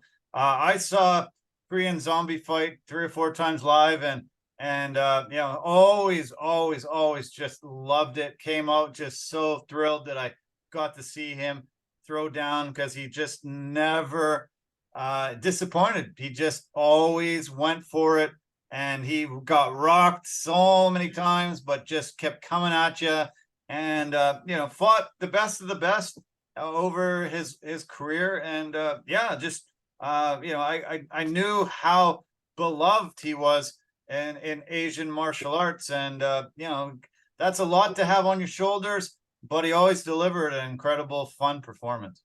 Yes, he always did, and he carried Korea on his back for a very long time. So enjoy your retirement, ride off into the sunset. I'm sure whatever he decides to do, he's going to be wildly successful at it.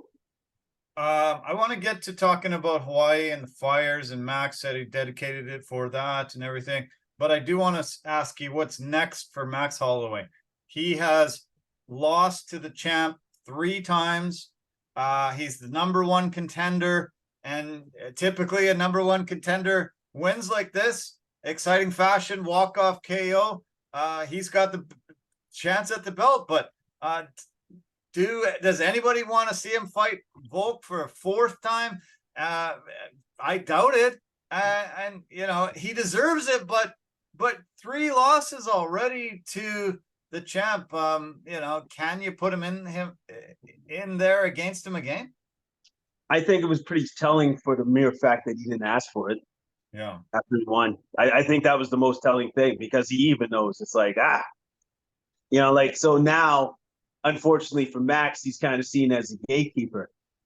And maybe that's a great thing for Volkanovski, because it's like, it's one hell of a gatekeeper. I don't know if I'll be able to fight anybody now. Yeah. Because it's like, you got to get through Max Holloway to fight that guy. And then now it's like, oh, well, can't beat Max. I don't know. I don't know. Like, he would probably need to think about maybe going up. Yeah. But at the same time, like, that weight category that he's at, that's the perfect weight for him. Right. So, like, why would he go up? Right? Yeah. And if he did decide to even go up, he would be undersized. Right. Because, like, when he did go up the one time and he fought Poirier, didn't go well for him. So I don't know. He's in a weird gray area where it's just like, I can't fight the champ, but I can fight everybody else below me. Now the champ doesn't get to fight anybody. So all right. I'm gonna put my matchmaking cap on right now, and I'm gonna say Aljamain Sterling.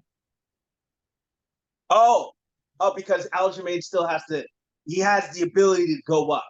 Yeah. I know that because of the loss, he's thinking maybe not now or whatever. But here's the thing with Aljamain and his situation. He promised Merab that he would have his shot. Yeah. Now that he lost, that's Merab's turn now to take out Sean.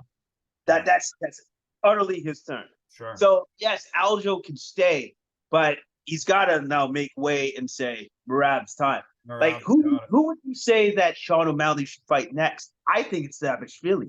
Yeah, I think so. Yeah, he deserves it. Yeah, his latest performance was super spectacular and amazing. And yeah, I think, O'Malley, Davashvili will be perfect. Yeah, and I think that he deserves it. And I think, Aljo's worried about Volkanovski, but so is the rest of the planet. So is everybody else. Yeah, so but it makes sense for Aljo to come up and not face the champ right away, face somebody that's number 1 ranked. It would sell a hell of a lot of pay-per-views, I think, and a good way to test him, to make him feel like, can I handle this weight class? Can I be among the elite?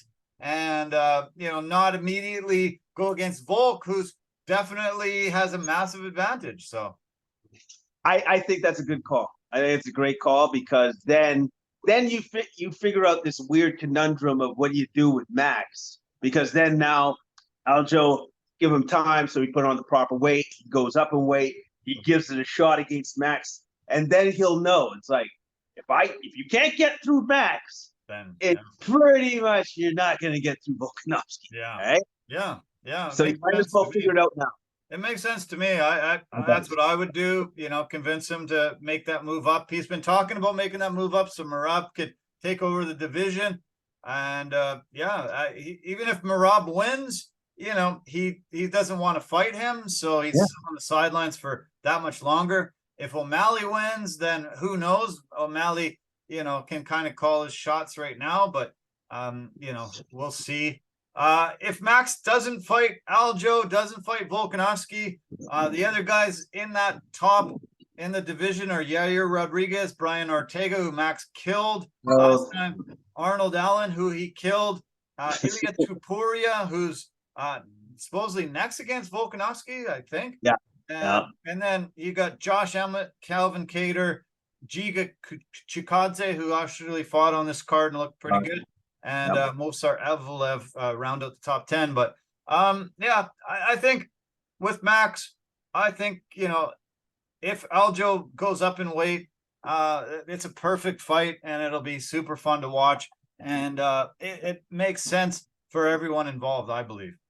Yeah, no, that's a good call. It's a good call, because once again, like, he just got in this weird situation where it's like, I've tried to fight the champ like a couple of times, can't beat him. But I'm good enough that nobody else is beating. Yeah. we took a couple break hiatus from the podcast. My heart has been quite heavy with the wildfire situation locally here, as well as in Hawaii and around the world. Really, Hawaii was absolutely devastated. Over 100 people dead, and still searching for missing people. A whole community just gone. Obviously, Max Holloway dedicating this fight to them and trying to raise funds for the people of Lahaina. And it's been brutal around here. I've had friends that were evacuated. I have just seeing the pictures every day and seeing the smoke coming in. It's just becoming super terrible on this planet for people that live in these types of areas. And I don't know, we better figure this out soon, because it's getting worse and worse every year. And to hear, a friend of mine just bought a house in Shuswap like 6 months ago, and he had to get evacuated his house because the fire was coming. They're starting to not give fire insurance for anybody up there anymore. You can't buy a house without insurance on it. You lose it, you're gone. Your whole entire everything, your life savings is gone. So this is becoming really tough to witness, and I think this has to be priority number one for the government to sort this situation out and try to stop this from happening so often. Yeah, because I think this summer is by far and away the worst summer across Canada for wildfires. And then there's a lot of problems that are coming because of the fires and everything else. Like, all right, so if you want to develop up in the north of BC, but you're not giving fire insurance so that nobody's gonna buy houses there. Forget it. Yeah. Right? Like it's just one of those things. It's like, oh, well, then that place is definitely not getting developed anymore because nobody's gonna buy a house up there. Yeah. Because why would you take a risk of buying a house and then it catches on fire, then you lose your house, you lose everything in it, it's gone. Yeah. So you get to start from ground one all over again. Oh, yeah, sorry, you're still in debt and the house is gone. So forget it, right? Like it's ridiculous. So something does need to happen. And the other thing that I found quite concerning with the Hawaiian fires and stuff, like I was watching a news thing, and they were talking about the fact that like the warning system that they have on that particular island wasn't working, so nothing happened. Brutal. That would be super concerning to me if I'm a resident of those islands, saying, well, okay, so that's something that needs to be fixed immediately. Yeah. One. And then the other thing too, apparently for the firefighters trying to fight the fires, they didn't have proper water pressure. Wow. Again, what? Like, how do you not have these things ready? Like what is going on over there? Like, I'm sorry, but there's certain things that need to be maintained and have to be a must. Those are two things that got to be a must. Yeah. Have to be a must. No brainer. So those are things that I clearly would be giving up to the government right away and saying, these things need to be fixed. If they're not working right now, we need to fix those immediately. Because if it's our island this time, it could be another island next year or another island after that. Yeah. What are we going to do about it? Yeah, scary. I saw a report where in Kelowna, 15 of the firefighters lost their homes. So they're trying to fight the blaze, trying to save everybody's home, even their own home, and we're unable to. So it's brutal. I was shocked to hear that the warning systems let them down, and led to a lot of deaths. That's scary that these forest fires could just sweep into a place and just kill everybody in its path that quickly. It just had to be a scene that you felt like you were in hell. It just had to be one of the most brutal things that any of them had ever gone through. Well, yeah, if you have people that actually had to go into the ocean because of the heat, the smoke, that tells me more than I need to know. Like, it's like it was like kind of like it was almost end of the world type scenario. No. And then there's just the sheer devastation. Everything's gone. Yeah, like, it's just gone, wiped out, man. Yeah. If anybody is able to help out anybody locally here in BC or Lahaina or any of the big tragedies that have happened, it would be very much appreciated by them. It's going to take years and years and years to rebuild and to recover from this devastation. And you know, if you're able to you know, contribute, you're going to be able to find online the links to do so. And please, you know, please help out, because I'm sure we're going to have some natural disaster here in our city at some point that we'll be looking to help for help to others as well. Oh yeah, for sure. Whatever you can do, if you have anything to give, then give. Yeah. Okay, back to the UFC card.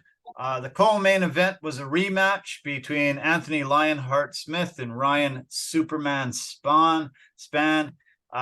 This was a rematch from a couple years back where Anthony Smith was able to get a rear naked choke victory, and really there was a lot of bad blood between these guys back then.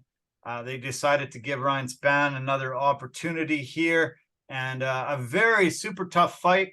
Spann almost got Smith out of there in the second round when he hit him square in the eye, and his eye closed, swelled up pretty bad, and he looked like he was in a lot of trouble. He able to squeak out a split decision victory and win. Spann looked really mad when the cards were read, and this was a razor thin close fight. Anthony Smith did get his hand raised, but what did you think in the end of this one? I thought it went like this. Anthony Smith won the first round. Spann by far and away won the second round because he almost had him out of there, especially when he hit him with that left hook to the eye. I thought that eye was so messed up that I don't know if a report has come out later, but I thought it was an orbital fracture. Sure. Because it was nasty. Yeah. And then I thought because I didn't get the right angle of the shot at first, I thought it was actually done by him hitting him with a flying knee. But Smith was lucky when they showed another angle. He just got hit in the shoulder. That hit him in the head. Fight's over. Fight's over, man. Yeah. Fight's over. So you got lucky there. And so in round 3, it was nobody really went for it. That was the thing. Nobody it was just back and forth, pot shotting here and there. If Spann had decided to turn it on for the last 90 seconds, he probably would have won the fight. Yeah. But he didn't do it. Didn't do it. That's why it was a split decision win. And then if it's a split decision, well, that's anybody's fight then, man. And then since nobody really stood out in the round 3, that's the way it ended. Yeah, that was it. Yeah, you're right. He should have went for broke in that third round. And yeah, he had full control in that second round. But you're right. Smith won the first round. And so it was 1 round apiece. And the judges just saw Smith landed a couple extra more, I guess. It was a very tentative third round. They were I thought Spann would turn it on because he, you know, obviously his eye just needed a little more swelling, and the doctor was probably going to stop it. So, you know, he just needed to really step on the gas and take him out, and he didn't, and he's going to regret that for a long time. Yeah, and also too, like since now Smith is actually compromised, you see how he had the high guard? Yeah, very high. Body was open. Yeah. And I didn't understand why there was no real kicks to the body. He didn't do any flurries to the breadbasket. I was like, what do you like? If I can see that, I'm not a fighter, but I can clearly see he has to favor this so that he can like survive the fight. And his midsection's wide open. Why don't you attack that? Well, he didn't do it, and he lost the fight. So, yeah. But I was happy to see that before the beginning of the third round, they hugged it out. They kind of squashed their beef, so to say, because of the fact it's like, oh no, we're really good at beating the living hell out of each other. So now, as men, we have respect for one another because that's what we do. That's what men do. Yeah, we beat each other up until it's like, now I've got your respect. You've got mine. Yeah, you're right. Exactly. I love to see that they squash that beef and they can move forward in their careers. It's amazing Anthony's had that many fights, 55 fights, and been around that long.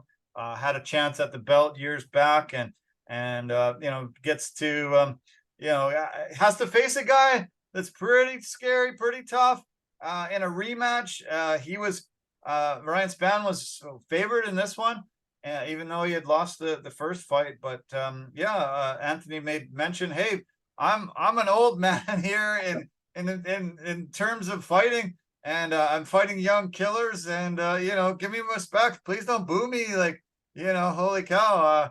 I'm putting it on the line against these young guys. This is my 55th appearance. Please give me some respect. Don't boo me. No, he's absolutely right, because and he gives Spann his credit. He's like, the guy is like a Mack truck. But he hit me, and I was like, oh, what just happened? Like it's when you fight guys that big, every time you step in there, it's like, oh man, everything is dangerous. Yeah. Everything's dangerous, and then, especially if you're in the top 10. So the fight, the other featherweight fight between Giga Chikadze and Alex Bruce Leroy Caceres, I thought was a bit of a mismatch. I thought, Caceres is in a little bit over his head, but Chikadze had a bit of a layoff. He was off for a while, so they decided, Ninja, okay, we're going to give you against a guy. Caceres is a guy sort of like Zombie, where he's fun to watch. He doesn't really care one way or the other. If he's only going to go for a victory, he's just going to put on a show. I really enjoyed this fight as well, and it reminded me of how Zombie goes about things. And I always sign up to watch a Alex Caceres fight. Yeah, he's always entertaining, right? And his movement gave Giga a ton of problems. Yeah. Because his movement is very unique to him. Yeah. And Giga's like he's used to people coming in a straight line at him and then fighting like that. But Caceres is circular. He's always moving in a circular pattern all the time. And I think it gave Giga like a lot of trouble, because Giga's trying to get this guy out of there, but it's hard for him to track him down for the entirety of the fight. Like, eventually he was beginning to time him better as the fight went on. But at the beginning of that fight, it was really hard for him. And also, too, let's be honest, there was some ring rust there. There was some ring rust there because he hadn't been in that octagon for quite some time. Yeah, it has been for a while, exactly. Yeah. Okay, speaking of mismatches, I thought the bantamweight fight between Rinya Nakamura against Fernie Garcia was a mismatch, and it kind of proved to be so. This Japanese fighter is super exciting, and came in off the new series they have over in Asia that I like. That they're trying to bring on guys sort of like the Contender Series, and exciting young fighter. I think they shouldn't have brought Garcia over if that's the way he can perform. I thought this was too much of a mismatch. Okay, so Nakamura described himself as the Japanese Bo Nickel. From his performance, he is. Yeah. He smashed this dude into the ground every time they went to a grappling exchange. Yeah. And Garcia, actually, even when they were standing up, he still didn't have an advantage, even in the stand-up, because Nakamura was clearly the stronger striker as well. So, yeah, hopefully going forward, Nakamura is going to have stiffer competition. Yeah, because this guy was not clearly stiff enough competition for him. He showed his worth. He's a fantastic fighter, and he needs somebody to actually, compete against. This was not. Garcia's corner was just screaming at him between rounds, just saying, like, we didn't come all this way for this. What are you doing? Like, just get at him. What are you doing here? This is not what we flew all the way to Singapore for, and imploring him, but he just doesn't have the skill, doesn't have the will, or whatever it is. But wasn't able to give him a match. But maybe UFC just really sees this Nakamura as a guy on the way up after he won the road to the UFC. He's probably a guy that they want to showcase and get some victories behind. And so they found Garcia as the opponent, but I wouldn't have made this match.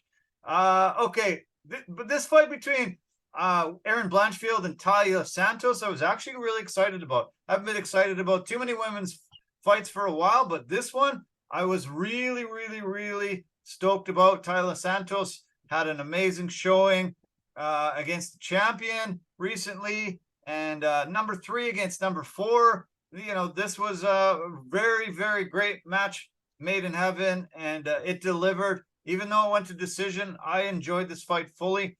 Erin Blanchfield is no joke. This girl is super tough, and this was one of my favorite women's fights of the year. Actually, Erin Blanchfield is a very smart fighter. She's a very smart fighter in the respect that she knew that staying at distance against Talia Santos means that she would have lost it. Yeah. And so she made the fight ugly. She dirtied it up. She mucked it up. She made sure that she grappled along the fence. She tried to tire her out as much as she could, because what Blanchfield did at the end is she hustled in this fight. Yeah. She hustled hard, and knowing that her cardio would be better than Talia Santos. That's actually what she relied mostly to win this fight, was that my cardio is going to be there. I will be relentless on to takedown attempts to try to drain her gas tank, which is what she did. All credits to Santos. I think even when it got to the 3rd round at one point, Erin Blanchfield was 0 for 12 on takedown attempts. Yeah, amazing. Which is ridiculous. Amazing. But at the same time, Blanchfield's like, don't care. Because the reason why I'm trying to go over and over through this is to make her tired. And then you could tell halfway through the 3rd, Santos was spent. She was done. She was tired, She was tired. And Blanchfield kept coming. So incredible way to stick to the game plan. The game plan, even though you're right, 0 for 12. You know, a lot of fighters give up when they can't get him. Takedown after takedown after takedown. They just say, okay, well, I'm not able to go there. I better, choose another path. But no, she just kept clinching her, trying her best to do it, but gaining control the entire fight and draining her gas tank, which was very key in the later rounds. So when it became a stand-up fight, her punches weren't coming as crisp, as strong, and as often. And Blanchfield had grinded out a great victory.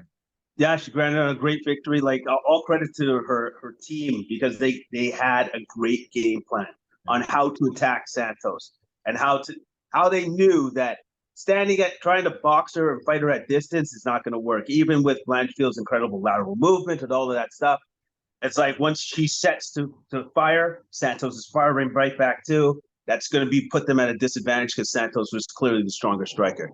So all credit to Blanchfield. Great game plan. Did it well and got the win. Yeah, no, I was very impressed. I was a little worried for her, because Santos had such an amazing performance in her fight against Valentina Shevchenko that some people thought she had even won. It was a split decision loss against one of the greatest female fighters in the world, and she was super tough, and I was very impressed with Blanchfield and her game plan and the way she stuck to it, and she just figured out the best way to attack and win this fight, and she did, and now she's very much in contention to take on the champion when they have they end up. I think Shevchenko is going to have a rematch with Grasso, and whoever wins out of that one, makes sense to put Blanchfield against them. Yeah, absolutely. I think that's exactly how it goes down, because I think there's no way that Shevchenko doesn't get a rematch, because she's been such a dominating presence. Yeah, totally. So she'll get a rematch, and then whoever wins that, Blanchfield gets next. Yeah. The fight that kicked off the main card didn't last very long.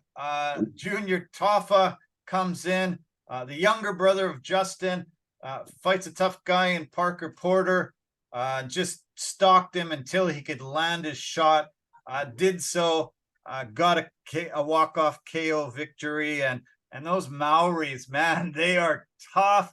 Did you see the guys from his corner? They're all just huge, massive Maori warriors that like knocking people out, and this is another young prospect that's coming in and taking heavyweight guys out with just one big shot, and it was a fun way to kick off the main card. That was great, man. Unfortunately, Porter didn't stand a chance.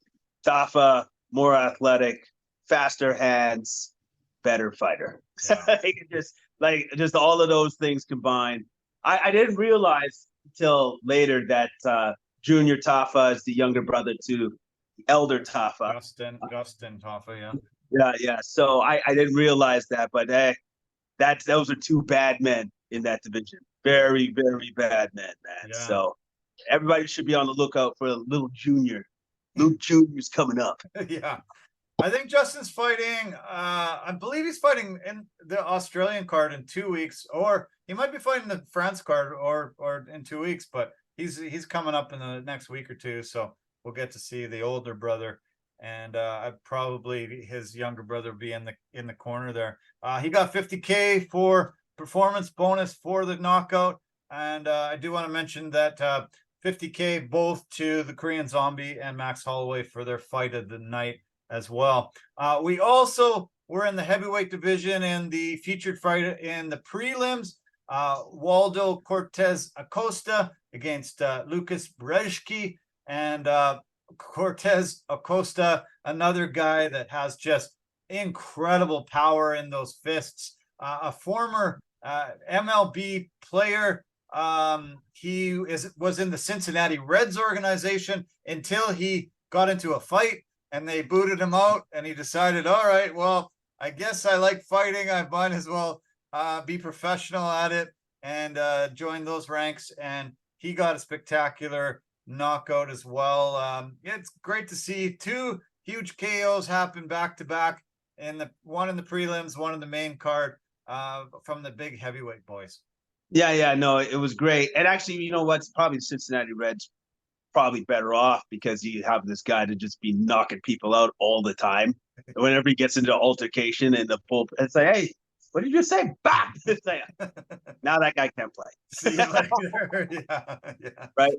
Yeah. But the one thing about Cortez Acosta that I think he's going to have to address at some point in time, he's going to have to start checking leg kicks, because that's his Achilles heel right now. Yeah. People will try to chop him down all the time. It's only when he goes, all right, I think that's enough leg kicks, I'm going to have to turn up the pressure. That's when he got him out of there. Yeah. That's literally it. Like, he's like, this hurts a lot now. Now I'm going to have to hurt you. And that right hook that he hit Brzeski with, I put him in another dimension. Like, did you see how he was wearing wobbly? He was starting to walk away, but he was wobbling so much. Yeah. That short circuited his brain, right? Yeah. Like, it's the guy and the power this guy has. Yeah, so all credit to him, man. That was a great win, great KO. But he definitely needs to start addressing these low kicks. He's got to start practicing. His coach called it the Waldo. He said it's his fastball. I guess he threw a fastball 94 miles an hour as a pitcher. And Dominican Republic just creates a ton of baseball players. That's one of the ways you can get yourself out of that country into more of a country that's not a third world country. And he had done a lot in his baseball career, but looking like he has the power to take on anybody. But they were counting like 8, 9, 10, 11, and Bisping was like, are you counting because I'm the count, or is it just really because you're seeing all these kicks, and the kicks just kept accumulating, and you can't take kicks from heavyweights very long until you're incapacitated, and you can't land these bombs because you have no leverage. And you're right, he's got to get better at that, but he only just needed his big right, and that KO was tough too. As Brzeski's kind of stumbling away, he ended up hitting him here and then kind of here, and put him flat out, face down. Yeah, it was a little concerning, just the way that he went flat on his face with his neck kind of like that, when it was like, ooh. Yeah. But luckily, the man's fine and stuff. But great win by Cortez Acosta. But yes, still needs to address his leg kicks. Yes, for sure. Yeah. Okay, I had some problems with matchmaking earlier on this card when I talked about it, but I love this matchup on paper. When I saw these guys and I started doing a little preview before, I was like, holy cow, this is unreal. Garrett Armfield 8-3 against Tashami Kozuma, 10-3. 5 KOs, 3 subs for Armfield, 3 KOs, 5 subs for Kozuma, 7 first-round finishes for Armfield, 6 first-round finishes for Kozuma. Everything just was so aligned. It was like, man, match made in heaven. This is super great. And then they come out, and Garrett Armfield is freaking amazing. I actually want to see the percentage. What is the percentage here? His strikes were just so fucking accurate and crisp, and just holy cow, this guy really is super tough. It says he landed 45 of 77, which is 58.4%, but seemed like it was more than that. It just seemed like every shot was just perfectly executed, was hitting them every shot, and he just wore Kozuma down, because everywhere he went, he was just getting hit and taking abuse and damage, and it was just inevitable that Armfield was going to win this one, and he did. It was almost like Kozuma was like, can you see the future? Because even when I'm dodging or trying to slip punches, and I'm still getting hit if I'm slipping a punch. And so he's just like, I don't know. I swear there was at one point in time in the fight where he's just kind of like, what's happening? What's going on? Yeah. What is going on? I cannot get away from this guy. Yeah. And so I was super impressed with Armfield. All of his counters were perfect that he hit with Kozuma. He hit him with everything. I thought 58%. I thought he was hitting him with at least 75% of the strikes from what I was watching. Yeah. And then finally, when he dropped him with that huge right, man, it was over. So that was done. Yeah, no, it was an incredible performance. All the confidence in the world. He got in there and really showed the world that he's legit and very, very tough. And he didn't throw any hooks. It was just nice, accurate, straight punches that were hitting the target constantly. And I think whoever was counting messed up, because it was one very, very amazing, accurate display of offense, and great counters, and everything was just on point for him. So can't wait to see him again very soon. I hope he's scheduled for a fight very quickly. Okay, another 50K went out to this next fight. Mihail Olachechik fighting Chidi Bang Bang Njokuani. This was a fight with 2 killers. This is another great example of a very good matchup where the guys had Chidi had 13. Oh no, Chidi had 14 knockouts, and Mikhail had 13 KOs in their career. They both have 14 now. Mikhail was able to get a knockout of super, super tough guy. Great game plan. Was able to get the victory here. I was very impressed with the Polish fighter. Yeah, considering how many freaking knees he took from Njokuani, which were vicious, and they just kept coming. Like, I think Olajczyk must have been surprised by the variety of ways he was hit with those knees. Yeah. And he was hit with them quite a bit and almost got him taken out. Almost. Yeah. But then Njokuani, I think, got slightly reckless, kind of coming in to go for the finish. Got caught himself by Olajczyk with a couple lefts and rights. And then when he got hit with, 2 hard lefts, big uppercut, and then left hook. I think that's the way it went. Bang, bang, bang, uppercut, left hook. And then it was over, man. A little bit of a grounded pound finish. I give Olajczyk a lot of credit, because there was many ways that he could have taken the easy way out, because he was getting beat up. He was definitely hurt, but he showed the heart of a lion, comes back, he beats the guy. Like, I honestly thought, I'm like, it's just a matter of time. And Njokuani has him on the run. It's going to be done. And then he got caught himself, and you see him stagger a bit. And it's like, uh-oh. Yeah. And then that's when it turned right there, then and there. So yeah, it sure did. Yeah, he was eating a lot of knees, and and in a tie clinch, and he just couldn't get out of it. He ended up getting knocked down by a kick as well, and Chidi went for a takedown, got reversed, and then it just seemed to sort of turn the tide a little bit for Mikhail. And then once he got him down, grounded pound. I was not super happy because none of the grounded pound actually was landing. He was blocking it all.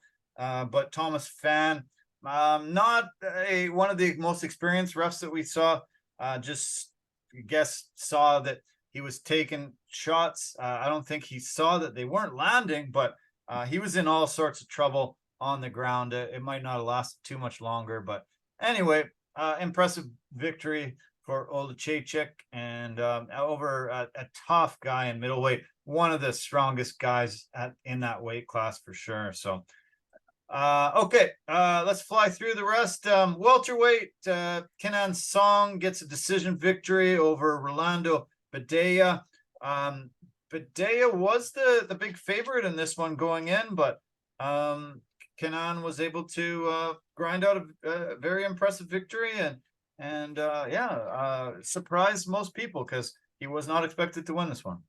No, and I think Bedoya actually took him. I think he underestimated his opponent. I think he thought that this is going to be an easier fight than what it was.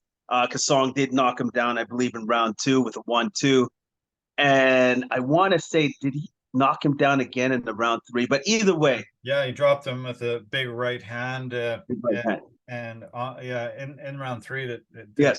Him, yeah. So once with those 2 knockdowns, Bedoya wasn't really able to gain his footing after that.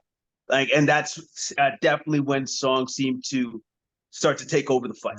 Yeah. And Bedoya just didn't have the skills to take back the fight and have the momentum going back in his direction. No. Yeah, you're right. Yeah, it was 29-28 on all 3 cards, 2 rounds to 1. And I think Bedoya did take him lightly. But when you got the nickname Assassin, I don't think you should be taken lightly by anybody. So big mistake by Bedoya, took the loss. Okay, Billy Goff on a 7-fight win streak now. Came off the Dana White Contenders Series. Same as his opponent, coming off the Contender Series. Billy Goff gets the victory, gets a knockout. Big body shot that dropped Kaneshota here.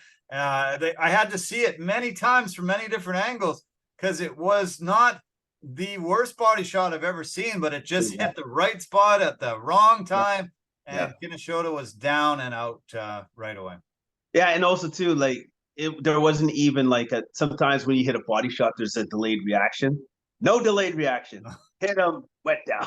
It was pretty immediate. So, and Goff looked good. Yeah. I noticed that he was slipping a lot of Kaneshida's punches. He was very good at doing the slips. Yeah. But good win by Goff. Really good win by Goff. Yeah. The women's flyweight fight, JJ Aldrich gets a knockout victory in the 2nd round over Liang Na. JJ was able to reverse a situation on the ground, mount her, got her back, was able to get her back and just flattened her out, and then just pounded her until Kevin Satake jumped in. It was her first UFC finish ever, and she said that her coaches believe in her more than she believes in herself, and maybe this victory will start giving her hope and belief because she got a really impressive finish and knockout victory. Yeah, I know. She definitely had one of those. Liang actually began to be a little bit just obvious with her approach, which was she always went for the headlock takedown, like a judo throw. So eventually, if you keep trying to do that, you're going to get counted. Yeah. And then Aldrich was able to capitalize on that a couple times, reverse the positioning, and she just used, as far as I'm concerned, her superior experience in the octagon, and that's what really got her this win. Yeah. The Korean fighter Choi Seung-woo beat Jarno Aarons in the opening fight of the night, also in the featherweight division. And the crowd really jumped on immediately. I was pretty impressed. It was probably the loudest I've ever heard an opening fight on a card. They just immediately got behind Choi because he was a teammate of the Korean Zombie. Koreans bookended the two fights. Good, smart matchmaking, and a good way for him to start off, get a nice big victory, and kick off the festivities. Yeah, that was a great win by him against a pretty tough guy in Aaron's. Eventually, Troy was beginning to take over on the stand up on his feet, especially with his counters. He's beginning to get the timing of Aaron's as the fight was gradually going on. So yeah, and his leg kicks were starting to really take effect. The one leg kick finally dropped him, and it was kind of the beginning of the end. He just had ground control, outkicked him, and really put him down with the kicks. Even it was just pretty brutal with that. I enjoyed this card as a whole. It was super fun. Great to see that the UFC Octagon is on the road. They're in Singapore this past weekend. They're in France coming up this coming weekend. It's an early start as well for us. I'm just going to check and make sure I give you the right time. The prelims will kick off at 9 a.m. our time. Main card at noon, 3 o'clock Eastern. So, we're Singapore to France to Australia. 3 weeks in a row. We're across the planet. The fighters that aren't from the States necessarily get opportunities to showcase themselves, and it's pretty fun. This fight card was great to see, and I'm sure France is going to turn out heavily to support Cyril Gahn in the heavyweight main event against Sergey the Polar Bear Spivak. This should be a fun fight and a great way to culminate a card back in France. Yeah, no, it's going to be a great card. A lot of French fighters are on the card to join Gahn, along with Manon Farreau, Benoit Saint Denis. I think even William Gomez. I think he's French as well. But anyways, yeah, they got a bunch of guys. But going back to Cyril Gahn, Sergey Spivak, I think that's going to be a great fight. I think this is a fight that Cyril Gahn might have to win this fight in like a spectacular fashion or a dominating fashion, at least. Yeah. So that people still know that he's still in the upper echelons of the heavyweight division, right? And the way to get that done is by dominating Spivak in this fight. Yeah.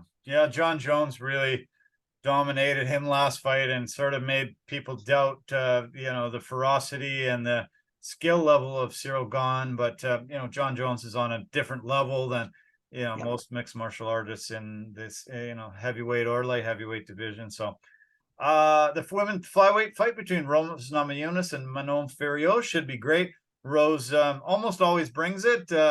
She had that horrible performance against Esparza, but other than that, usually we see great performances out of Rose, and I'm looking forward to the co-main event actually. I'm looking forward to it too, because I think Rose wants to wipe that taste out of her mouth and come out with a very, very good showing in this fight. And I think there will be a good one because Farreau is not going to lay back. I think she's going to come forward and fight. Yeah. There are a couple of fights that actually have been canceled. Let's see, 2 fights were knocked off just today, I guess. The fight between, let's see here, I believe it's the let me see. Gafarov was forced to withdraw from his fight against Taylor Lapalus, and Lucas Almeida announced the withdrawal of William Gomez. That fight is now off the cards. It's been reduced to only 10 fights on the card unless the matchmakers can pull something else together. Volkan Ozdemir also lost his first opponent. Now he's fighting Bogdan Guskov instead of Azamat Murzakhanov. And anything else on the... Oh, yeah, and then there was a... Zara Ferdosantos was supposed to fight Haley Cowan. That was canceled as well. But yeah, they're down to... Santos has a new opponent, Jacqueline Cavalcanti, but Okay. yeah, but Taylor Lapoulis, Murin, Gufarov are gone, and then the main card too. So hopefully they can pull some local fighters that have been able to make weight or do a catch weight and get it up to about a dozen fights on the card. 10 fights isn't that terrific, but yeah, we'll see what shakes down over the next coming days. Yeah. Well, hopefully they can round out the roster. But if not, well then it's going to be a quick one. It's going to be a quick one. And then yeah, we're just a couple weeks away from UFC 293. Adesanya against Strickland. Don't think Strickland deserves a shot here, but they've decided to make this a match. Justin Tafa is fighting on that card against Austin Lane. Tai Tuivasa, his teammate, fighting against Alexander Volkov.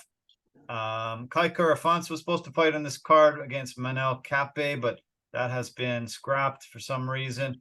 But yeah, I'm looking forward to the fight cards from Australia. Always deliver, always a lot of tough guys, and should be good. Just not really super excited about seeing Sean Strickland against Adesanya. I think there's levels to this, and I don't think Strickland has much of a shot. What do you think would let's go to Bizarro universe and just say, what if Strickland won? Jesus. Like, would that be the most terrifying proposition for the UFC, where they're like, oh no, because now he's kind of any sort of champion's the face of your organization. Yeah. Now that guy would be the face of your organization. Not good. No, not good. Yeah. So maybe this is strategic on the UFC's part, by saying before he could maybe possibly get better, let's just have him face Adesanya now, and so he can just beat him, and then hopefully he'll never face him ever again. Yeah, maybe that's the thinking. Yeah, it would be just horrible. Oh no, he landed a shot. Oh no, what have they done? Oh, man. Yeah, you don't want that. I'm not even happy that Sean O'Malley is now one of the faces of the organization.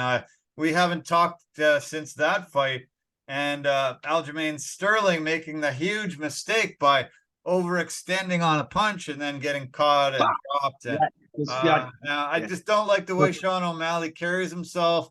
I think unfortunately Conor McGregor set a bit of a bad example of the way to get relevant and rich and famous. And guys like O'Malley now are taking the reins, and I think it's a kind of a bad look for the UFC. We talked about sportsmanship a lot throughout this, and he just doesn't seem to have it. He doesn't seem to be one of those humble kind of champions like a George St. Pierre was, like guys that we remember fondly. I think it's a tough look, but Conor set that example, and now all these guys are coming out of the woodwork and, shockingly enough, winning championships. And, maybe it's not the greatest era. If we see Sean Strickland, Sean O'Malley, we see these guys being the champs, like, I don't know, could be a dark period of time for the UFC. Could be. I love the fact that once he won, Sean O'Malley, he immediately called out Gervonta Davis for boxing. And that's who his first call out was. And I'm like, awesome. This is where we're at right now. This is good. Guy doesn't fight in the UFC, by the way. He's a boxer, and he's a very good one. But that was his first call out. So I'm like, all right, this is gonna go well. But here's the thing. Sean O'Malley already knows who he's fighting next. It's not going to be, I don't think it's going to be Aljamain. I don't think he's going to get an instant rematch. I think it's going to be Merab. Yeah. So whatever Aljamain was trying to do, like maybe for takedowns, that dude's going to be 400% freaking worse, because he's going to keep coming at you 5 rounds straight. He's never going to tire. Like his counters, Sean O'Malley's counters against Merab will have to be perfect and pinpoint all the time, because that guy's going to put on pressure like he's never seen before, and he's coming for him. He's coming for him, man. Yeah. I personally believe if that fight does happen, I have Merab winning that fight. I most certainly have Merab winning that fight. Well, the performance we saw him against Peter Yan was just legendary. Like, it's going to go down in history as one of the greatest grappling performances in the history of the sport. And, you know, there's no way O'Malley is on par. But we did say that about him against Aljo when you and I talked and said, you know, who do you think's going to win? And we couldn't see O'Malley winning that. You know, so strange things happen, but you're right. Merab is Aljo, even, you know, 5 times as much. Like that pressure and that takedown is just unbelievably unrelenting. And so, you know, yeah, let's hope that Merab gets that shot. And I think, you know, I'm willing to bank my house on it that, you know, Merab's going to be able to take him down and grind him out. But Aljo made a massive mistake. And overextended. You know, other guys make mistakes, and guys that are sharpshooters like O'Malley can capitalize. Exactly. And then that's where his chances of winning are exponential, because if he can sharpshoot you, and if your technique is not clean, and then you overshot, bang, and it was just done. It was done right away. And so with Merab, he just has to be conscious of that, but close space. Yeah. So he doesn't have the distance to throw strikes. And once it's a grappling thing, that's his world, man. Yeah. Good luck. Yeah, good luck. No kidding. Yeah, I hope they make that happen. It'd be so great. Yeah, Dana White Contender Series. Lots of fighters on this card, lots of fighters on most cards now. It's produced 2 champions now, Jamal Hill and Sean O'Malley. And Dana White calls it the best show on television. I think it's right up there, one of the best shows on TV. They've given out, I think, 13 contracts in 3 weeks. And I can't believe how often I'm seeing Dana White Contender Series alums on these cards now and emerging as top-level talent. The best show on TV is Inside the NBA, bar none. And After Hours is another close one that follows Hockey Night in Canada every Saturday. But it is phenomenal to watch. And this year has been spectacular. Tuesday nights, watch it. You'll love it. The emerging talent, it has just produced such a pipeline for the UFC that it's shocking. Ultimate Fighter used to be that.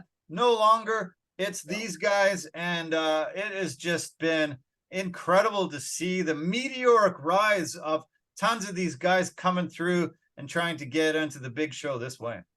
Yeah, and the thing that it shows me is just like the time and the experience that these guys have now because of when they started training. Now most of these guys are starting as kids. Yeah. And then once they get to the big stage, it's like, oh no, I've been doing this for like 20 years and I'm 24. Yeah. You know what I mean? Yeah. Well, one of the guys said, I've been boxing since I was 9. I think it was Garrett Armfield said it. I've been boxing since I was 9 and I'm 24. So no, I think he said 6 and I'm 24. And so it's been almost 20 years of boxing. So, you know, I just had to figure out the game plan of the ground game, and you know, I'll get better and better at it. But yeah, it's becoming a lot different than, you know, when the UFC first kicked in.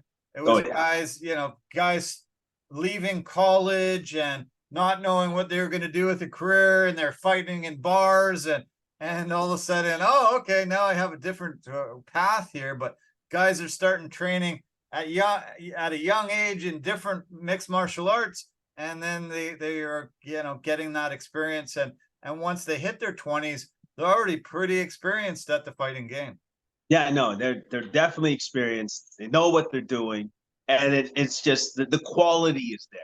Yeah, the higher level quality, and you can definitely see it. You can see it right away when these guys come in. It's like, oh, the guy looks like he's been doing this for a while. So yeah, And then that's always good because then it just brings up the competition level and the quality of the entire sport, as well as the organization. So it's always for the best, always. One last thing about the UFC. Lots of talk about UFC 300. They showcased 100, 200, 300. Brock Lesnar fought on UFC 100 and 200, and there's rumors that he's going to fight on UFC 300. Dana White squashed that a little bit this weekend and said, I think he's done. He's 46 years old, and he's hasn't been in the UFC for quite a while. I hope that's not going to happen anymore. But there was a lot of rumors about Brock Lesnar coming and also Ronda Rousey coming. She has said her WWE career is winding down. She wants to call it a career. She wants to have a second child. She would love to get a belt again in the UFC. And there's rumors that UFC 300 might allow her to showcase herself and come back. There's still that Elon Musk against Mark Zuckerberg talk too, but we'll see what shakes down in the next little while. We're up to 293 next weekend. 7 cards to go until 300. It's going to be cool to see this 300, but who knows who's going to be on it. But it's funny, all the rumors that are starting to happen. Okay, first off, I want to say about the Brock Lesnar thing. Since they lost their court case against Mark Hunt, that's why Brock Lesnar's not coming back. All right, I would say that first and foremost, because they'll never be able to get away with that again. Sure. Right? Yeah. Brock Lesnar done. Second, if Ronda Rousey does decide to come back, get a real coach.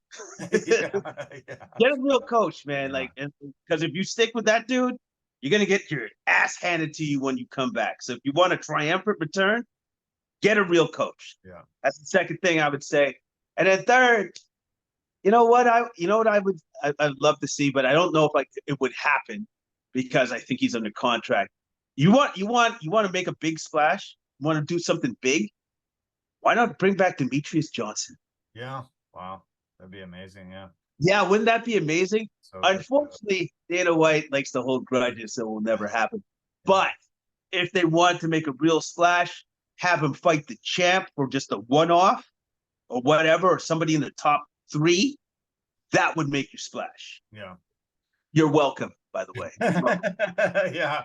Come on, Dana, listen to Jason here. That would be great. That would be fantastic to see those fences mended and get him back in the UFC and make a huge splash. That would be phenomenal. Okay, last note of the podcast here. Alexander Usyk won on the weekend against Daniel Dubois. He KO'd him in the 9th round. There is some controversy here. Dubois says he cheated. His cornermen and his management are asking and lobbying for a no contest to be ruled in this. They said that there was a low blow that was not a low blow, that he was given a bunch of time to recover from, and they just said that this is cheating, and they want it to be ruled a no contest. I don't know what's going to happen about it, but it was not a low blow when you look at the replay and see it. Referee made a mistake, and I don't know if it can be changed, but Usyk, we want Usyk to fight some better competition, but he did get the victory, but we're not sure if it's going to stick the same way. Did you see the video of it? Yeah. It looked like it was on the belt line, and you're allowed to punch the belt line, right? Yeah. Because when I saw it, I was like, supposed to be in line with your hips, and exactly. A lot of the guys have belts that are a little way too wide, but it sure didn't look low. It didn't look low to me, and so when he went down like that, I go, all right, so fight's over. And it's like, or it's a low blow. I was like, oh, wait, what? So I had to go back a couple times. I'm like, I didn't see it. Yeah, I didn't see it. Because how many times have we seen a full-on low blow in MMA? It's like, well, no, that was low blow. Nasty. Brutal, yeah. He tried to punch him off, right? You know what I mean? But it didn't look that punch didn't look like that to me. Now, I think he actually has a case. I believe he should win, but because of the stature of where Usyk is compared to him, he probably won't win his case. Yeah. He'll probably stay the Yeah, same. you're probably right. Unfortunately, yeah, different stature in the game. If Usyk is dropping from a shot to the gut from Daniel Dubois, what's he going to do against Tyson Fury? Like, He's gonna get involved. Yeah, like Tyson Fury hits way harder than Daniel Dubois does, and that was just shot to the gut, and that's taking him down. And he's gonna milk it that long? I don't know, man. Unless he's got some, I don't know, man. That was so bizarre. It was one of the strangest things I've seen in a while. Well, how about this? Fury would be like, "Oh, so he's weak to the middle. Well, that's easy." Yeah. Like, honestly, all the top guys would just be looking at that, being like, "So he's weak to the middle." Yeah. That's where I'm going. Bam. Right? Yeah, and that's the target. The bigger men. These are freaking giants compared to Usyk. Yeah. And so everybody's like, I'm not going to hit you in the head. I'm just going to go straight to the breadbasket. To the middle, yeah. All the time, right? So, because I always thought that Usyk's like his game plan against Fury would be like, I'm going to have to be on my bike and run from that guy for 12 rounds. Yeah. Because if he gets caught up against the ropes, oh man, it's not going to be good for you. Big trouble, yeah. You and I have talked about Usyk and him, and we were just fascinated by the possibility of it, and we thought, he's going to have to really keep that distance and run and get Fury tired out, chasing him around. But it was kind of crazy and bizarre. I'm not sure how it's going to shake out, but I guess we will see. I did watch Tyson Fury's reality show, a few episodes on the weekend there. I recommend it. It was pretty bizarre. He's got like maybe half a dozen kids and crazy. Yeah, it showed a lot of his old man. It showed his brother Tommy Fury, and just this gypsy family. Pretty wild reality show. I don't watch a lot of reality shows, but it was fairly entertaining. I would recommend watching a few episodes if you want. Well, I've always found it funny that those two are actually brothers, because I'm like, you got Tyson Fury that like looks like him, and then you got Tommy who looks like Dan Model. Yeah. I'm just like, so because I think they're half brothers, right? Yeah, I think so. Yeah, I believe you're right. Yeah. So Tommy's mom must be a freaking like 10 or 12 out of 10, and then Tyson's was, it was done for love. The gypsy woman from down the block. Yeah. Anyway, so it sounds interesting, because anything with gypsies, is going to be weird and weirder. Yeah. Wild. Yeah, the show is pretty wild, man. It's pretty wild.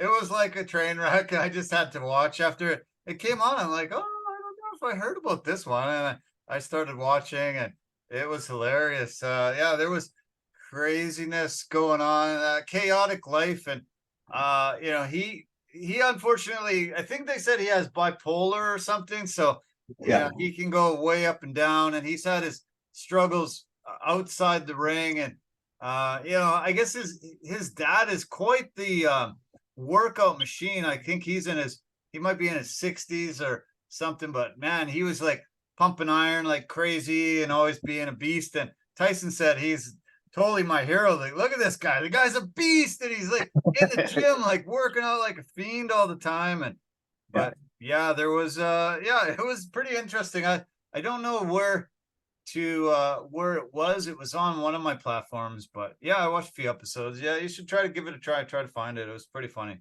It sounds pretty good. And then Tyson is an entertainer. First and foremost, that dude's an entertainer. Tommy Tommy got his girlfriend pregnant. He met his girlfriend on one of those reality shows, love matchmaking kind of a thing, and got her pregnant, and they were waiting for the kid to come. And Tommy came back one day from training and they said, "Oh, heard you're going to be fighting." He goes, "Yeah, I'm fighting some American fella. Yeah, you guys probably haven't heard of him."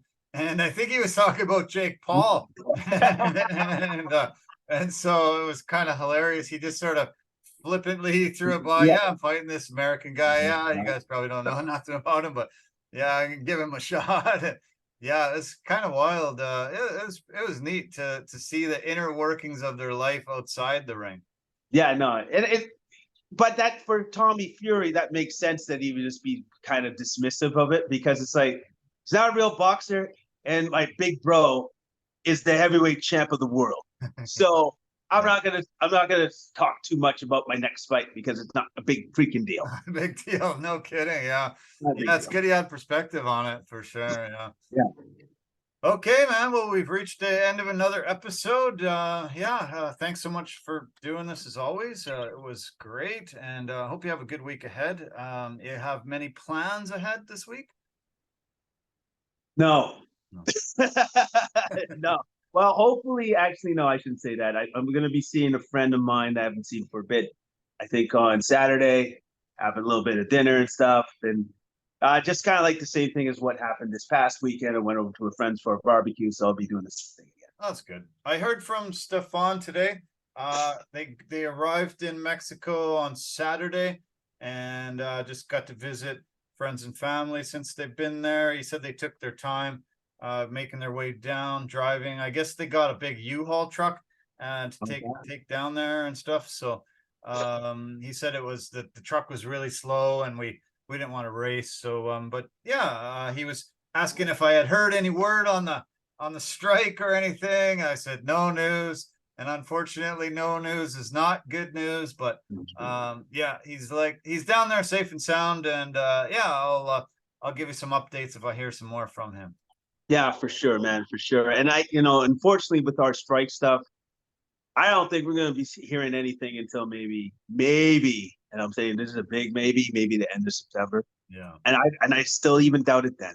Yeah. I really do. So. Yeah, it's crazy. Yeah, it's tough. Tough that we just have no idea. It's like nice to know something's put together and it's coming, but it's just no clue. It's kind of weird position to be in. Yeah, it is. It is. It's an odd position to be in, and just for the mere fact that I believe even up to this day, no communication between either of the two unions that are striking. There's nothing. Yeah, I don't think that they've been talking. No, not recently. They had some talks. I think a couple weeks ago the writers did, but other than that, it's just nothing. Yeah, geez, tough. Yeah. Okay, well, enjoy the barbecues, enjoy the good weather. Don't breathe in too much of the forest fire smoke, and keep in touch. Enjoy enjoy some sports this week, and we'll talk soon. Yeah, we'll talk soon, man. Take it easy. Yeah, you too. Bye for now. Thanks a lot. Yeah. Appreciate it as always. Yeah, wow. Okay. Well, it kind of is like riding a bike. We got back at it. If you can see right over my head, that's my latest pictures of my niece and nephew. They just came in the mail today. My sister's great sending me pictures of them from their school picture day, and I can't believe how much they're growing. They live in Melbourne, Australia, in case you're listening and watching and you don't know, but nice to get some pictures, and glad they're right there. And I do this podcast for my love of sports, but also my love of my family, and trying to make people like you out there fall in love with sports and get as much enjoyment out of it as I do. So thanks so much to Jason as always, and thanks to our partners and sponsors. I want to thank Anchor.fm, easiest place to make a podcast. Phenomenal at posting on multiple podcast platforms for us. Verbero, the hockey equipment and apparel company, an industry leader in technology, performance, and value. And the V350 stick is a must-have for anyone in your family. Pampas and Possibilities, really amazing designers of West Coast things for your home, sprucing it up, making it look great. And last but not least, Forever Living, the aloe vera company for health and beauty products. We use them all over our home. You should as well. Go on to our website for discounted prices for those. Yeah, have a great week ahead. Thanks for sticking in. Appreciate your support as always, and we will talk soon. Love you lots. Take care and bye for now.